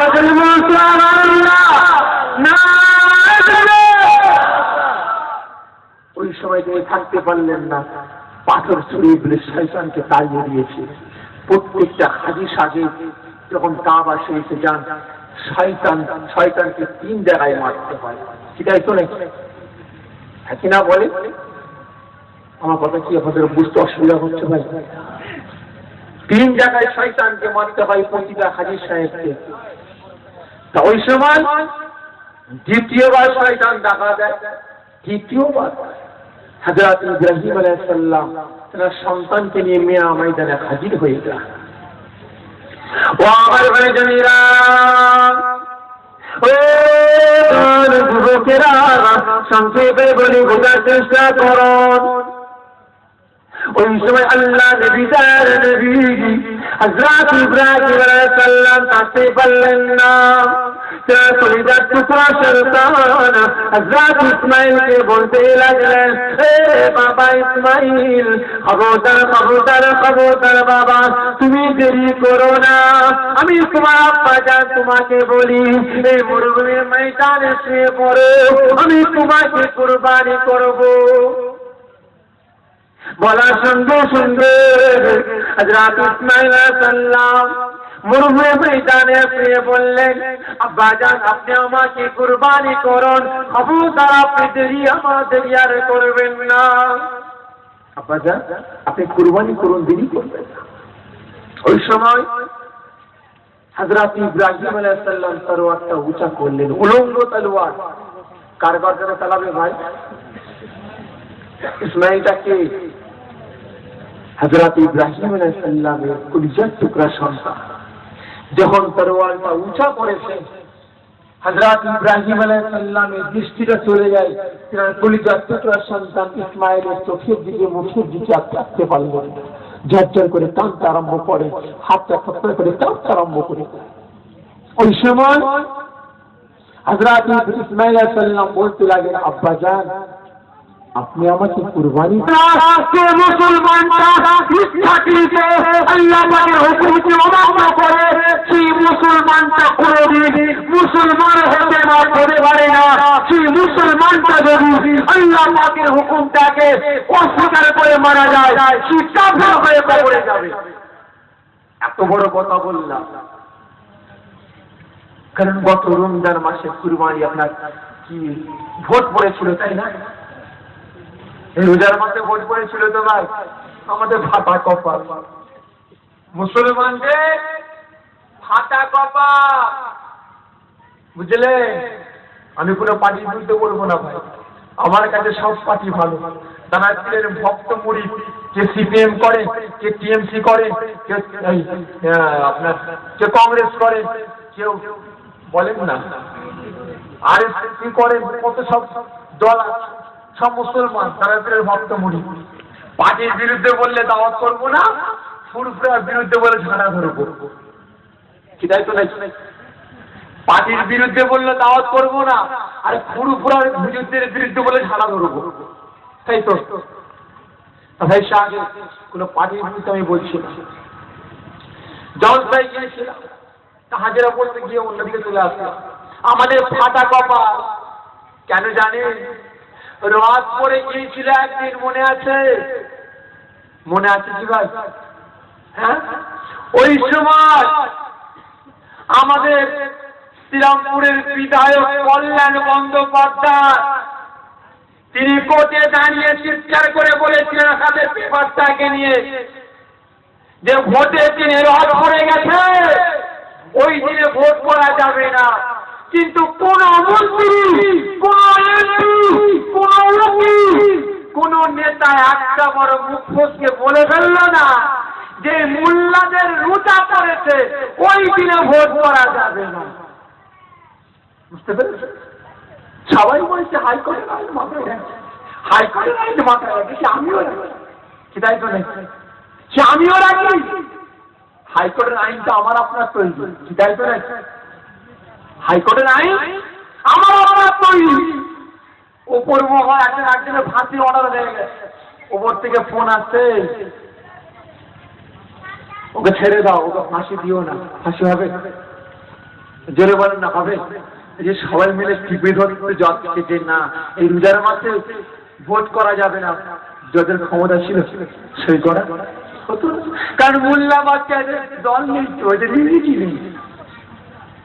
বুঝতে পেরেছেন? এটা ইউনিটি নেই তো, যার জন্য রোজার মাসে ভোট হয়ে গেছে। ভোটের একদিন আগে হাওড়া জেলা জলসায় গিয়েছিলাম, আল্লাহর কসম খেয়ে বলছি, আল্লাহ পাক সাক্ষী আছে, একটা কাতরা পরিমাণে মিথ্যা বলছি না।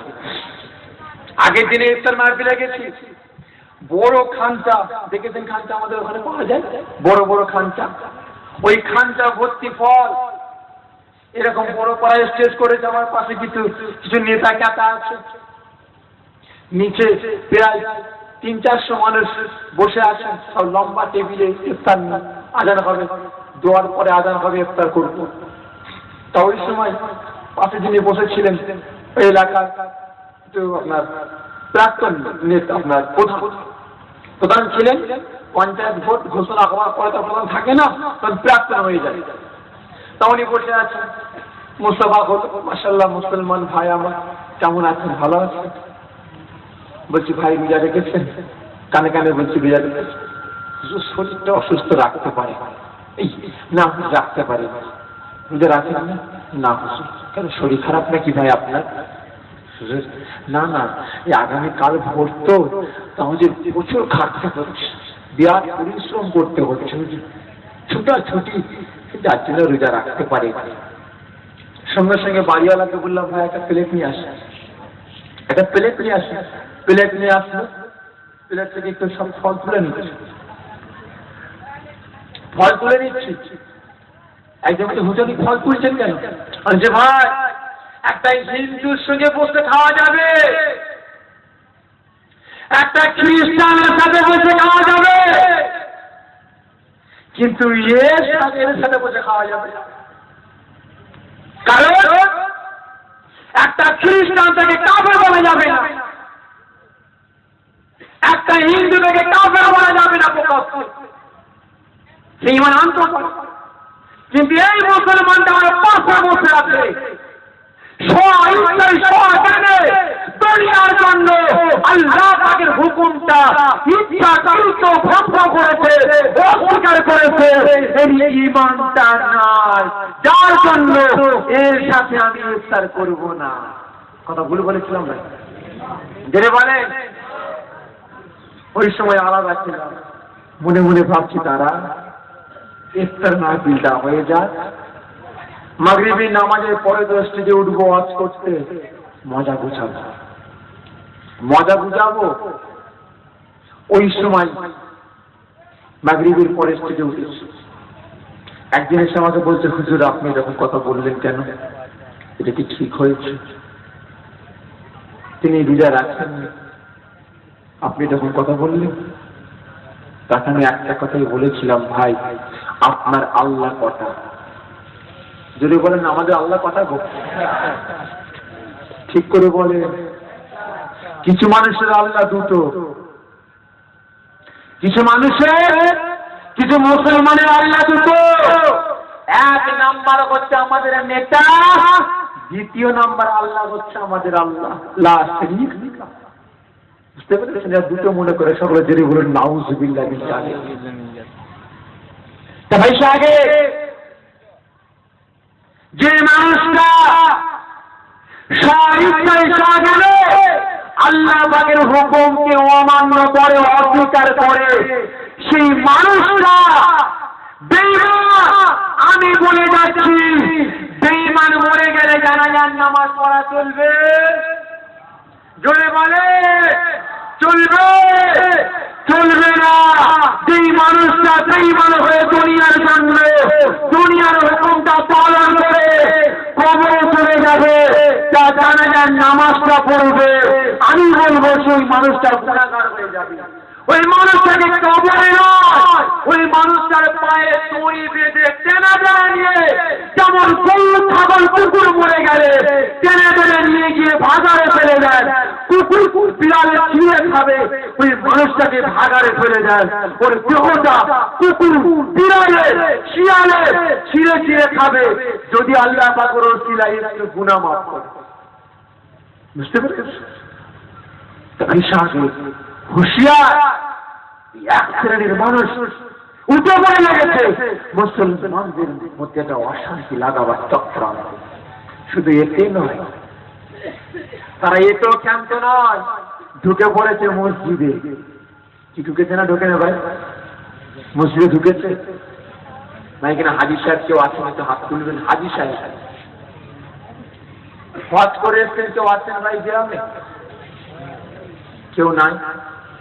হাজী সাহেব বাড়িতে আছে, বয়স্ক মানুষ তো, সকালটা হলে জিজ্ঞাসা করে দেখে নেবেন, হাজী সাহেব আপনি বুকে হাতটাকে রেখে আল্লাহ পাকের মেহমান, নবী পাকের মেহমান, সত্য কথা বলবেন, ওখানে আপনি জামাতে নামাজটা পড়েছেন না পড়েননি? হাজী সাহেব বলবেন জি পড়েছি। ওখানে মাইকে কোরআন শরীফ তেলাওয়াত হতো না হয় না? জি হতো। ইমাম সাহেব যখন নামাজটা আদা করতে গায়রিল মাগদুবি আলাইহিম ওয়ালাদ দাল্লিন পড়তে না গায়রিল মাগদুবি আলাইহিম ওয়ালাদ দাল্লিন পড়তেন? হাজী সাহেব একটা কথাই বলবেন, ওয়ালাদ দাল্লিন পড়তেন। সারা বিশ্বের সবথেকে বড় কারি কে ভাই? জোরে বলেন না। সারা বিশ্বের সবথেকে বড় কারি, এক নাম্বার কারি কে জানেন না? কারি আব্দুল বাসিত। ইনি 7 রকম ভাবে কোরআন শরীফ তেলাওয়াত করতে পারতেন। ইনি ছিলেন সাফাকারী। বুঝতে পেরেছেন? তো ইরা 7 রকম তেলাওয়াত কোরআন শরীফ আমার কাছে আছে, বাড়িতে আছে ক্যাসেট। তিনি কোন জায়গায় ওয়ালা যাল্লিন তেলাওয়াত করেননি। আরে ফচকে মুরগি দৌড়ে থাকার জন্য মসজিদে এসে বলছে জীবনে কুরবানি করতে পারবেন না বাচ্চা। কেন? আপনি আমাকে প্রচন্ড ভালোবাসেন, প্রচন্ড প্যার করেন, মহব্বত করেন। আব্বাজান আপনি একটা কাজ করুন, আপনার নিজের চোখে পট্টিটা বাঁধুন, আমার হাতে পায়ে দড়িটা বেঁধে দেন, আর একটা কথা আব্বাজান, আমি ইসমাইল কুরবানি হবার পরে এই যে পোশাকটা পরেছি এটাকে আপনি খুলবেন না, এই অবস্থায় আমাকে দাফন দিয়ে দেবেন। ইব্রাহিম আলাইহিস সালাম থাকতে পারে, তিনি কি করলেন, নিজের চোখে পট্টিটা বাঁধলেন, সন্তানের হাতে পায়ে দড়িটা বাঁধলেন, ওই সময় উলঙ্গ তলোয়ারটা উঁচা করেছে, হযরত ইসমাইল আলাইহিস সালামের গর্দানে চালা দিলেন। ও আমার ভাইজানেরা, ও জওয়ান যুবকেরা, ওই সময় আল্লাহ রাব্বুল আলামিন আর থাকতে পারলেন না। তারা মালাইকা ফেরেশতা হযরত ইসমাঈল সাল্লামকে ডাকতে লাগলেন, হে জিবরাইল, খবরদার দেরি করো না, আমি আল্লাহ পাক তোমাকে বলি, যাও যাও যাও, আমি আল্লাহ পাক তোমাকে বলছি, আমি আল্লাহ পাকের জান্নাত থেকে একটা সব থেকে বড় দুম্বা নিয়ে গিয়ে ইসমাঈলের পরিবর্তে ওই জায়গাটায় দুম্বাকে শুইয়ে দাও। যদি বলুন না সুবহানাল্লাহ। কিতাবের মধ্যে পাওয়া যায় ওই সময় মালাইকা ফেরেশতা দুম্বাটাকে নিয়ে ধীরের গতিতে এসে ইসমাঈল সাল্লামকে ছড়িয়ে দিয়ে ওই জায়গাটায় দুম্বাটা ছড়িয়ে দেয়। দিবার সঙ্গে সঙ্গে হযরত ইব্রাহিম আলাইহিস সালাম বিসমিল্লাহ আল্লাহু আকবার বলে তরবারটা চালিয়ে কুরবানি করতে আরম্ভ করে দিলে, সঙ্গে সঙ্গে আল্লাহ নবী হযরত ইব্রাহিম আলাইহিস সালামের কলিজার টুকরা সন্তান হযরত ইসমাঈল আলাইহিস সালাম, মালাইকা ফেরেশতা হযরত জিবরাইল আলাইহিস সালাম ওই সময় সাথে সাথে বলেছিলেন বিসমিল্লাহ আল্লাহু আকবার। ওই সময় হযরত ইব্রাহিম আলাইহিস সালাম প্রচন্ড রেগে গিয়েছিলেন। কি ব্যাপার, এত বড় বড় ভূমিতে আমি আমার সন্তান ছাড়া কেউ না, কে আমার সাথে সাথে বিসমিল্লাহ আল্লাহু আকবার এই কথাটা বললো। প্রতিটা পুরে দেখেন মালাইকা ফেরেশতারা পাশে দাঁড়িয়ে আছেন, হযরত ইসমাঈল আলাইহিস সালাম জেনে বলুন সুবহানাল্লাহ। কি ব্যাপার, এ মালাইকা ফেরেশতা, আপনি কি করলেন? আমি ইব্রাহিম আল্লাহ পাককে খুশি রাখার জন্য, আল্লাহ পাকের হুকুম পালন করার জন্য আমার সন্তানকে ইসমাঈলকে কুরবানি দেওয়ার জন্য নিয়ে এখানে হাজির হয়েছি, আপনি কি কাজ করলেন? ওই সময় মালাইকা ফেরেশতা বলেছিলেন, হুজুর, এই নবী ইব্রাহিম, আপনি চিন্তা করবেন না, আল্লাহ রাব্বুল আলামিন আপনার কুরবানিটা কবুল করে নিয়েছেন। জোরে বলুন সুবহানাল্লাহ। চিন্তা করে দেখেন, হ্যাঁ মুসলমান, আজকের দিনে আমি আপনি নিজেকে কুরবানি করেছি। কেউ আছেন বলতে পারেন? এনে জোরে বলেন, কেউ আছেন বলতে পারেন যে হ্যাঁ ভাই আগে ইসলামের জন্য, কালিমার জন্য, শরিয়াতের জন্য, এই অসহায় মুসলমানদের জন্য নিজের জীবনটাকে কুরবানি করেছে? কেউ বলতে পারবেন না? অস্ত্র অনেক শুনেছে, ইনকিলাব জিন্দাবাদ তো অনেক করেছে। আমার মনে হয় 40-50 বছর যদি বেঁচে থাকেন, তার মধ্যে হিসাব করলে দেখা যাবে 10 বছর শুধু ইনকিলাব জিন্দাবাদ করেছে। ভাই সাহেব, ইসলামের জন্য কি করেছে, কালেমার জন্য কি করেছে, কি হিসাব দেখাতে পারবেন? পারবেন না, পারবেন না। কারণ আজকের দিনে আমি আপনার পীরের আওলাদ বলে যাচ্ছি, শুনে রাখে, এক শ্রেণীর মানুষ,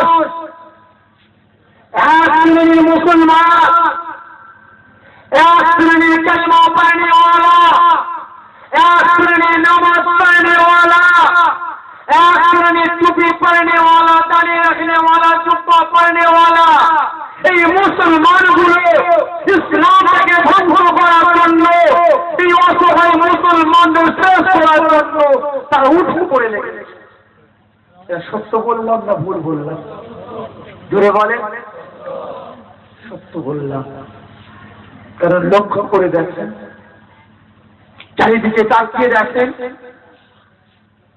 আমাদের মুসলমানদের মধ্যে আজ থেকে 30 বছর আগে যে ভালোবাসাটা ছিল, যে মোহাব্বত ছিল, যে ভাতৃত্বটা ছিল, সেটা আজকে আছে? জোরে বলে অনেক বয়োজ্যেষ্ঠ আব্বা জেনেরা আছেন, আল্লাহ পাককে সাক্ষী রেখে বলুন, আজ থেকে 30 বছর আগে একটাই গ্রামের পুলিশের গ্রামের মুসলমান বিপদে পড়লে সারা পুলিশের গ্রামের মুসলমান ঝাঁপিয়ে পড়তো না। জুড়ে বলে ভাই আমি কিন্তু ওয়াজ করছি না, কি আপনার রাগ হচ্ছে ভাই? ওয়াজ করবো না একটু হাকিকাত সত্য কথা বলবো, কোনটা চান আপনারা? জোরে বলে, কারণ যদি বলেন ওয়াজ করতে ওয়াজ করে পালাবো, এই লাভ নাই। বুঝে নিয়েছি ভাই, আমি আপনার পীরের আওলাদ বলছি। ডায়েরি খুলে দেখেন, আমার যখন 14 বছর বয়স তখন থেকে ওয়াজ নাসিহত শুরু করেছি, বুঝতে পেরেছেন? তখন থেকে ওয়াজ নাসিহত করছি, আর তখন থেকে গত 2012 ডায়েরিটা খুলে দেখেন, ফাঁক পাবেন না। আর এখন গিয়ে দেখেন সব জলসায় কাটা চিহ্ন, বেশিরভাগ জলসায় কাটা চিহ্ন। কেন বলুন তো? কেন? আল্লাহ জলসা ওই সময় করব যে সময় এই বাংলার মুসলমান এক হবে, এই বাংলার মুসলমানদের ভাষাটা এক হবে, যে সময় বাংলার মুসলমানদের হাতটা একটা মুসলমানের হাত আর একটা মুসলমানের হাতে আসবে, একটা মুসলমান যখন যেই দিন আর একটা মুসলমানের পাশে দাঁড়াবে, একটা কালেমা পড়নেওয়ালা আর একটা কালেমা পড়নেওয়ালার পাশে দাঁড়াবে, ওই দিন আমি চিন্তা করেছি ওয়াজে নাসিহতটা বেশি করে করবো, এর আগে আর করবো না। কারণ মুসলমান মার খাচ্ছে, এই মুসলমান বোঝে না আমরা অবুঝ, আমরা মূর্খ, আমরা জাহেল, আমাদের জাহেল করে রাখা হয়েছে, আমাদের মূর্খ করে রাখা হয়েছে, আমাদের সে শিক্ষা সেই জ্ঞান আমাদের আর দেওয়া হয় না। যে জ্ঞানটা আমরা মুসলমান পেলে আমরা এক হব, এক জায়গায় আসতে পারবো, এই শিক্ষা কিন্তু আমাদের মধ্যে কমিয়ে দেওয়া হয়েছে। কথাটা ভুল বললাম? জুড়ে বলেন কি আমি সেই ভাষাটা চেঞ্জ করে অন্য প্লেন কথা বলবো নাকি ভাই? কতজন এই যে কথাগুলো বলছি চান একটু হাত তুলবেন? মাশাআল্লাহ। আর কতজন চান না আমি কথাগুলো বলে শুধু প্লেন ওয়াজ করে পালাই, একটু হাত তুলবেন?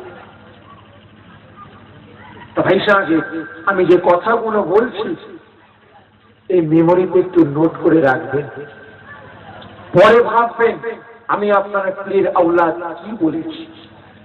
কারণ আজকের দিনে হয়তো কথাটা বড় হবে, আপনারা রাগ করবেন, রাগ করলে আমার কোনো যায় আসে না। আমরা হাঁ হুজুরের দল হয়ে গেছি। কথা ভুল বললাম? হাঁ হুজুরের দল। শাফেঈ সিদ্দিক একটা কথা বলছে, ভাই আমাদের এটা করতে হবে, আমাদের এটা করতে হবে, আমাদের এই করতে হবে, যখন আমরা করব। কালকে আসলাম আর একটা হুজুর আসলো, না ভাই এটা করা যাবে না, ওটা করা যাবে না, তোমরা এই দিকে হাঁটো, যখন আমরা ওটা করবো। তারপরে কোনো আর একজন আসলো, বাবা এসব ছেড়ে দাও বাবা, কি হবে, যখনই ঠিক করেছে। কি হচ্ছে না ভাই? আইসাকে নীতিটা এক রাখো,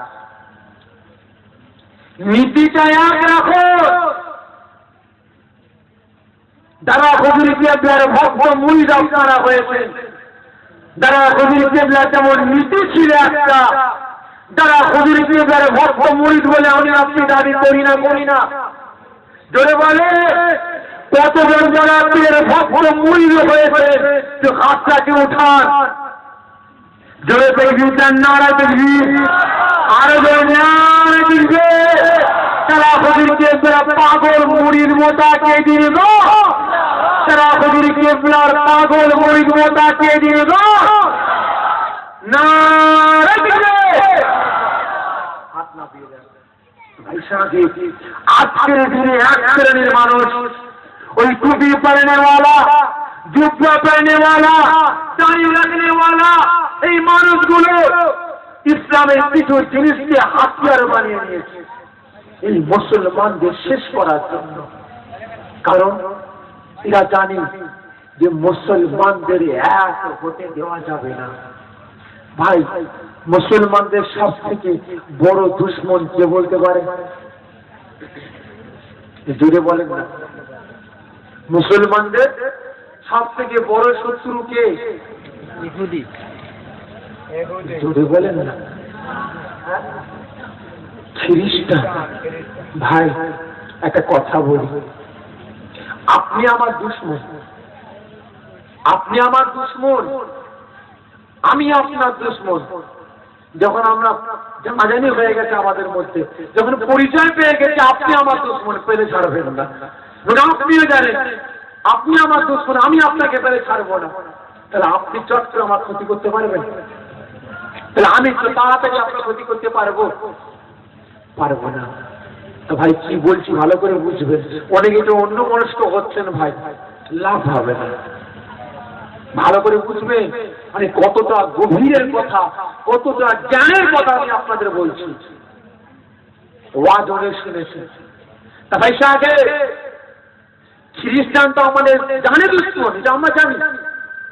তবে শোনেন, ইসলামের মুসলমানদের সব থেকে বড় শত্রু হচ্ছে মুনাফিক মার্কা মুসলমান। কথা বললাম, ওই মুসলমান যে মুসলমান গুলোকে ওই আমেরিকা খ্রিস্টান কিনে রেখে দিয়েছে, ওদের লোক দেখিয়ে, টাকা পয়সার লোক দেখিয়ে, পদের লোক দেখিয়ে, জমি জায়গার লোক দেখিয়ে, সংগঠনের লোক দেখিয়ে তাদেরকে পদে বসিয়ে তাদেরকে কিনে নিয়েছে, তাদেরকে মুসলমানদের মধ্যে অশান্তি লাগাবার পরিকল্পনা শুরু করে দিয়েছে। মুসলমান, আজ থেকে 40 বছর আগে এই পরিসরে ইসালের সওয়াব কটা হতো? একটু জোরে বলবেন, বয়সের সব বাজারে বলেন তো কটা হতো? দুটো কি তিনটে? হ্যাঁ, দুটো তো তিনটে। আর পাড়ায় পাড়ায় হচ্ছে কেন? আমি বলে যাচ্ছি, লিখে রেখে দেন। এই হঠাৎ পাড়ায় এই যে আজকে জলসা হয়েছে, আজ থেকে 15 বছরের মধ্যে এই জলসাটা হয় দুটো হবে, না হলে তিনটে হবে। লিখে রেখে দেন। যদি যেদিন না হয় আপনাদের পায়ে জুতোটা আমার গলার মালায় করে দেবেন, পীরের আওলা সারা জীবন ও গলায় করে ঘুরে বেড়াবে। আজকে হঠাৎ করার গ্রাম কমিটি এক হয়ে ইসালের সওয়াবটা করেছে। এর মধ্যে কিছু আমেরিকার মুনাফিক, আমেরিকার চামচা, আমেরিকার চালা এই কমিটির মধ্যে গ্রামবাসীর মধ্যে সুশ্রীতা আরম্ভ করে দেবে। এই তোরা চাঁদা দিয়ে তোরা ভাগ করে খায়, তোরা চাল বীজ বিক্রি করে খায়, তোরা যা টাকা পয়সা দিস সব ওরা আত্মসাৎ করে নেয়। দেখিস না, তোদেরকে কমিটির মধ্যে রাখে নে রে, তোদেরকে সদস্য রাখে রে।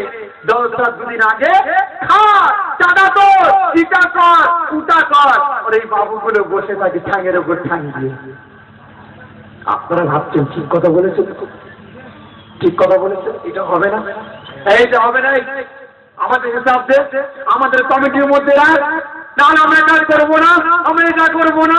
অশান্তি শুরু হয়ে গেছে। তোরা তো থাক, তোরা হাফ কবরস্থানে জলসা করো, আমরা হাফ কবরস্থানে জলসা করবো। হচ্ছে না ভাই? আজ থেকে 30 বছর আগে এই পুলিশের গ্রামে একটা মুসলমান বিপদে পড়লে সারা পুলিশের গ্রামের মুসলমান এক ডাকে ছুটে আসে তার পাশে। কিন্তু আজ ওই পাড়া মুসলমান ইন্তেকাল করেছে, এই পাড়া মুসলমান জানাজার নামাজ পড়তে যায় না, এমন রিপোর্ট আমাদের কাছে আছে। এই পাড়া মুসলমান বিপদে পড়েছে, ওই পাড়া মুসলমান বলছে ঠিক হয়ে তোর মরা দরকার ছিল, মরল না, বেঁচে গেল। হচ্ছে না ভাই? কি ব্যাপার? কেন? ওই আমেরিকা যাবে, ওই খ্রিস্টানরা জানে যে কালমা পড়নেওয়ালা এই টুপি দাঁড়িয়ে রাখনেওয়ালা এই মুসলমান, এই মুল্লার বাচ্চারা, এমপিরা, এরা যদি একসাথে এক হয়েছে 2 রাকাত নফল নামাজ পড়ে যে কোনো বিপদ আপদে আল্লাহ পাকের দরবারে দুটো হাত তুলে কাঁদে যে আল্লাহ আপনি আমাদের সাহায্য করেন, আল্লাহ আমরা বিপদে আছি, গাড়ি মদর নাজিল করে এই মুল্লা বাচ্চাদের উপরে আল্লাহ পাক গাড়ি মদর নাজিল করবে। জোরে হবে না সুবহানাল্লাহ? ওরা জানে এই ভয় খাচ্ছে এই মুসলমানদের এক হতে দেওয়া যাবে না। বুঝতে পেরেছেন? এসব আমেরিকার চাল। শুধু এটা নয়, আইসাকে দুঃখ লাগে, ব্যথা লাগে, বলা ঠিক নয়, তবুও বলছি ভাই, মুসলমানদের কোনো জাত আছে? এই জোরে বলেন আছে? মুসলমানদের কোনো দল আছে? আমাদের একটাই দল হলো ইসলাম। কি তাই তো? আমাদের একটাই দল হলো ইসলাম। কিন্তু গাইরে কম আমার হিন্দু ভাইদের কি আছে না? থাকি না বলে ওদের অনেক রকমের কাস্ট আছে, মুসলমানদের কোনো কাস্ট নাই, তাই তো? কিন্তু আজকের দিনে মুসলমানদের মধ্যে কাস্ট ভাগ করতে আরম্ভ করে দিয়েছে। কিভাবে? ওই আমেরিকার দালালগুলো মুসলমানদের মধ্যে অশান্তি লাগিয়ে লাগিয়ে তারা কিছু জিনিস হাতে বেছে নিয়েছে। কি? নামাজ, রোজা, হজ, যাকাত, কালেমা, এই 3টে যার মধ্যে আছে ভাই, সেটা পূর্ণাঙ্গ মুসলমান তো নাকি? আগে না বলেন? এই কথাকে হাতিয়ার বানিয়ে নিয়ে তারা কি করছে? ব্যাস মুসলমানদের মধ্যে অশান্তি লাগাবার, মুসলমানদের মধ্যে দল তৈরি করতে আরম্ভ করে দিয়েছে। এটা ফুরফুরা সিলসিলা, এটা অমুক সিলসিলা, এটা তমুক সিলসিলা, এটা এই সিলসিলা। হচ্ছে না ভাই? জোরে বলে তো ভাই। সকল ভাইদের বলি, এখনো হুঁশিয়ার, সাবধান হয়ে যান। এখনো সময় আছে আমরা মুসলমান আমাদের এক হবার। যদি আমরা মুসলমান এক না হই তাহলে আমরা পদে পদে লাঞ্ছিত হব, অপমানিত হব। বুঝতে পেরেছেন? কারণ আমাদের ফুরফুরা শরীফের পাশে, আমি আজকে বক্তব্য দিতে বলছিলাম, ফুরফুরা শরীফের পাশে মশাহার বলে জায়গা আছে, ওখানে কলম পত্রিকা এখন আমার কাছে রাখা আছে। শিবসেনা দল, নাম শুনেছেন? নাম শুনেছেন ভাই? শিবসেনা দল নাম শোনেন? আরে শুনেছেন? ওই শিবসেনা দল ওই মশা গাছে প্রকাশ্যে মাইকে ঘোষণা করেছে যে বাংলার মুসলমান হয় ভারত ছাড়ো, তা না হলে কুরআন ছাড়ো। কলকাতায় সেখানে ওই শিবসেনা দলেরা চিৎকার করে বলেছিল, এই মুসলমানদের বিরুদ্ধে প্রতিবাদ করতে হবে, মুসলমানদের ভারত থেকে তাড়াতে হবে, এই তোমরা তৈরি হয়ে যাও। তোমাদের কাছে অস্ত্র আছে? তারা অনেকে বলেছিল আমাদের কাছে নাই। তারা ওই সময় বলেছিল যে তোমাদের নামটাকে এখানে লিখে যাও, তোমাদের অস্ত্র তুলে হাতে তুলে দেওয়া হবে মুসলমানদের তাড়াবার জন্য। তাহলে চিন্তা করে দেখেন আমরা মুসলমান কত দূরে আছি, কত দূরে আছি। যেখানে মুসলমান বেড়ে গেছে, মুসলমানদের কমাবার পরিকল্পনা শুরু হয়ে গেছে। আসাম, সেখানে হাজারে হাজার মুসলমানদের কচু কাটা হয়েছে। মুসলমান যখন 50% পাওয়ার হয়ে যাচ্ছে, রাইট লাগিয়ে দাও, মুসলমানদের কচু কাটা করে মুসলমান যদি বাড়তে না পারে। গুজরাট, সেখানে লক্ষ্য করে দেখে, সেখানেও মুসলমানদের রাইট বাঁধে দিয়ে মুসলমানদের কচু কাটা হয়েছে। বিহার মুজাফফরনগরে এখনো পত্রিকারা খুলে দেখুন, প্রতিদিন বর্তমান আনন্দবাজার, আজকাল প্রতিটা পেপারে খুলে দেখুন, প্রতিটা পেপারে মুজাফফরনগরের কথা আসছে, সেখানে মুসলমানদের কচু কাটা হয়েছে। হাকিরা বলে চলে যান মায়ানমার, সেখানে মুসলমানদের কচু কাটা হচ্ছে। তবে শুনে রাখুন, এই পশ্চিম বাংলায় মুসলমান কত পার্সেন্ট বলতে পারেন ভাই? যদি বলেন 40, 50, কত? যদি বলেন 40, ভুল বলছে। আমি একজন পীরের আওলাদ বলে যাচ্ছে, শুনে রাখেন, এটা ভিতরের কথা। 74% পশ্চিম বাংলায় মুসলমান বেড়ে গেছে। জোরে বলুন সুবহানাল্লাহ। জোরে হবে না সুবহানাল্লাহ? এবারে পশ্চিম বাংলায় শুরু হয়ে গেছে, পশ্চিম বাংলায় শুরু হয়ে গেছে। কিছুদিন আগে একটা মসজিদের সম্পত্তি, একটা পুকুর আছে, ওই সিলসিলা তারা ওই জায়গাটা মসজিদটাকে দখল করতে গেছে। খুব মাটি নিয়ে এসে ভরাট করতে আরম্ভ করেছে। কেন কি হবে? বলছে মন্দির হবে। ভালো করে বুঝবে, কি হবে? মন্দির হবে। সেখানে সঙ্গে সঙ্গে তারপর জারি হয়ে যায়, আপনার 144 ধারা জারি হয়ে গেছে। হিন্দু মুসলমান মারামারি লেগে গেছে, অশান্তি। কারণ এই পুকুরটা হলো মসজিদের নামে, এটা মসজিদের নামে, এখানে তো মন্দির করতে দেওয়া যাবে না। এই আপনি দেবে? জোরে বলেন দেবে? কোন মুসলমান দেবে? প্রতিবাদ শুরু হয়ে গেছে। সেখানে 144 ধারা জারি হয়ে গেছে। এই গত 4 দিন আগে, 3 দিন আগে সেটা তোলা হয়েছে, কিন্তু এখনো পর্যন্ত মীমাংসা করাবার মতো কাউকে খুঁজে পাওয়া গেল না। সেখানে আমরা গিয়ে প্রতিবাদ করেছি। বুঝতে পেরেছি? আপনার ঘটক পুকুর, সেখানে একটা অশান্তি, চারিদিকে অশান্তি শুরু হয়ে গেছে। এই পশ্চিম বাংলায় একটা হিন্দু মুসলমানে দাঙ্গা লাগাবার পরিকল্পনা শুরু হয়ে গেছে। মুসলমান এখনো বলি সময় আছে, যদি মুসলমান হয়ে বাঁচতে চান, যদি আল্লাহ পাকের দয়ায় জান্নাত পেতে চান, এখনো মুসলমান হাতে হাতটাকে রাখুন। দলাদলি ভুলে যান। ইসলামের খাতিরে, কুরআনের খাতিরে, শরীয়তের খাতিরে, নবী পাকের ভালোবাসার খাতিরে, আল্লাহ পাকের ভালোবাসার খাতিরে এক হন, এক পথে চলার চেষ্টা করুন। আল্লাহ পাকের গায়েবী মাদাদ আমার আপনার সকলের প্রতি নাজিল হবে। এটা বিসমিল্লাহুম্মা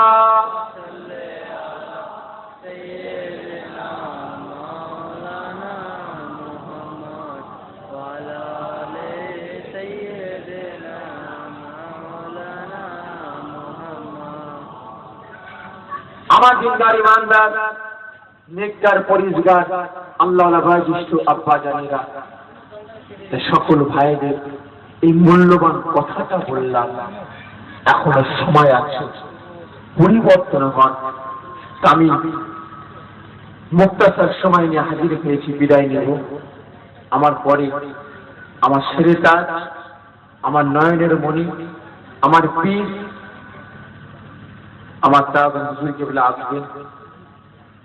কারণ অল্প বয়সে, আমার যখন 7 থেকে 7.5 বছর বয়সে আমার আব্বা জান ইন্তেকাল করেছে। আপনারা অনেকে জানেন, অনেকে জানেন না। আমার আব্বা জানের নাম হল জনাব পীর আল্লামা হযরত মরহুম মকফুর মাওলানা মুহাম্মদ হাবিবুর রহমান সিদ্দিকী রাহমাতুল্লাহ আলাইহি। তিনি ইন্তেকাল করেছেন আমার যখন 7 থেকে 7.5 বছর বয়স। আমার দাদা হুজুর কিবলাদের ছায়াতলে থেকে আম্মা জান হুজুরের কঠিন পরিশ্রম, কঠিন মেহনতে আজ মানুষের মতো মানুষ কিঞ্চিত পরিমাণে হতে পেরেছে। কারণ আমার মনে হয় এখনো কমপ্লিট হতে পারি না। যেমন হযরতে আমাদের ইমামে আযম আবু হানিফা রাহমাতুল্লাহ আলাইহি হুজুরকে একটা বুড়ি মা প্রশ্ন করেছিলেন, এই ইমাম আবু হানিফা হুজুর, আচ্ছা আপনার মুখেও তো দাঁড়িয়ে আছে, আর আমার এই ছাগলটার মুখে দাঁড়িয়ে আছে। ভালো করে বুঝবেন, আপনার মুখে দাঁড়িয়ে আছে, ছাগলটার মুখেও দাঁড়িয়ে আছে। তা হুজুর, সব থেকে কার মুখে দাঁড়িয়ে দামটা বেশি? ওই সময় হযরত ইমামে আযম আবু হানিফা হুজুর বলেছিলেন, বুড়িমা আমি ইমাম, কিন্তু আমি এখন বলতে পারবো না। কেন? কেন পারবেন না? না মা, আমি এখন বলতে পারবো না, জানি না আমি ইমামে আযম আবু হানিফা আমার মৌতটা কোন হালতে হয়। যখন তিনি ইন্তেকাল করলেন, বুড়িমা ওই সময় এসে বলছেন, এই ইমামে আযম আবু হানিফা, আপনি তো বিদায় নিলেন, চলে যাচ্ছেন, আমার এই প্রশ্নের উত্তরটা কি আপনি দেবেন না? ওই সময় কিতাবের মধ্যে পাওয়া যায়, হযরত ইমামে আযম আবু হানিফা হুজুর মুচকে মুচকে হেসে হেসে বলেছিলেন, এ বুড়িমা, আমি ইমামে আযম আবু হানিফা বলছি, আমি মুসলমান হয়ে, আমি প্রকৃত খাঁটি ঈমানদার হয়ে, আমি কালেমা পড়তে পড়তে আল্লাহ পাককে খুশি করে আমি দুনিয়া থেকে বিদায় নিয়েছি। আপনার ছাগলের দাড়ি থেকে আমি ইমামে আযম আমার দাড়িটার মূল্যটা কোটি কোটি করে বেশি করে বলুন সুবহানাল্লাহ। বুঝতে পেরেছেন? সেজন্য বললাম, এখনো কমপ্লিট হতে পারেনি। তা আপনাদের দোয়ায়, পীর মাশায়েখের দোয়ায় একটু হয়েছে, তা আপনাদের খেদমতে বেরিয়েছে ভাই, তা ধিক্কারে লেগে গেছে। আর মনে চাই না যে ওয়াজ করি, কি ওয়াজ করব? নামাজ পড়ো, রোজা রাখো, হজ করো, যাকাত দাও, কালেমা তেলাওয়াত করো, শরিয়ত মোতাবেক চলো, শুনে শুনে শুনে শুনে পাগল হয়ে যাচ্ছে। কি ভাই, তাই তো হ্যাঁ কিনা বলে ভাই সাহেব? এতজন তো বসে আছে, ওয়াজ শুনে শুনে শুনে শুনে মাথাটা খারাপ হয়ে যাবার লাইন। পরিশ্রম করে সেই আশপাশ গ্রাম থেকে মাগরিবের আগে, দুপুরে ঈশার আগে হাজির হলাম। এখানে সে ঘন্টার পর ঘন্টা ব্যয় করছি। তা ভাই কেউ আছেন মাগরিবের নামাজটা আদা করেছে? অনেকে দেখা যাবে মাগরিবের নামাজটা আদা করেননি, হাত উঠাবো না, হাত তুলাবো না ভাই। অনেককে দেখা যাবে ঈশার নামাজটা আদা করেনি, অনেককে দেখা যাবে জোহরের নামাজটা আদা করেনি, অনেককে দেখা যাবে আসরের নামাজটা আদা করেনি, কিন্তু এখানে ঘন্টার পরে ঘন্টা বসে আছে, চায়ের দোকানে ঘন্টার পরে ঘন্টা বসে দুনিয়াবি আলাপ আলোচনা করছে। অনেকে ভাইকে দেখা যাবে রান্নার কাজে ঘন্টার পরে ঘন্টা সেখানে পরিশ্রম করছে, ঘন্টার পরে ঘন্টা বন্ধুদেরকে নিয়ে গল্প করছে, ঘন্টার পরে ঘন্টাই মোবাইলের গেম খেলছে, ঘন্টার পরে ঘন্টা এই কানে মন লাগিয়ে গান শুনছে, ঘন্টার পর ঘন্টা বন্ধুদেরকে নিয়ে কথাবার্তা বলছে, ঘন্টার পর ঘন্টা ফুটবল খেলছে, ক্রিকেট খেলছে, ক্যারাম খেলছে। এই মুসলমান শুনে রাখে, যে মুসলমানটা শরিয়তকে মানল না, সেই মুসলমানটা আল্লাহ পাকের হুকুম আহকামটা পালন করল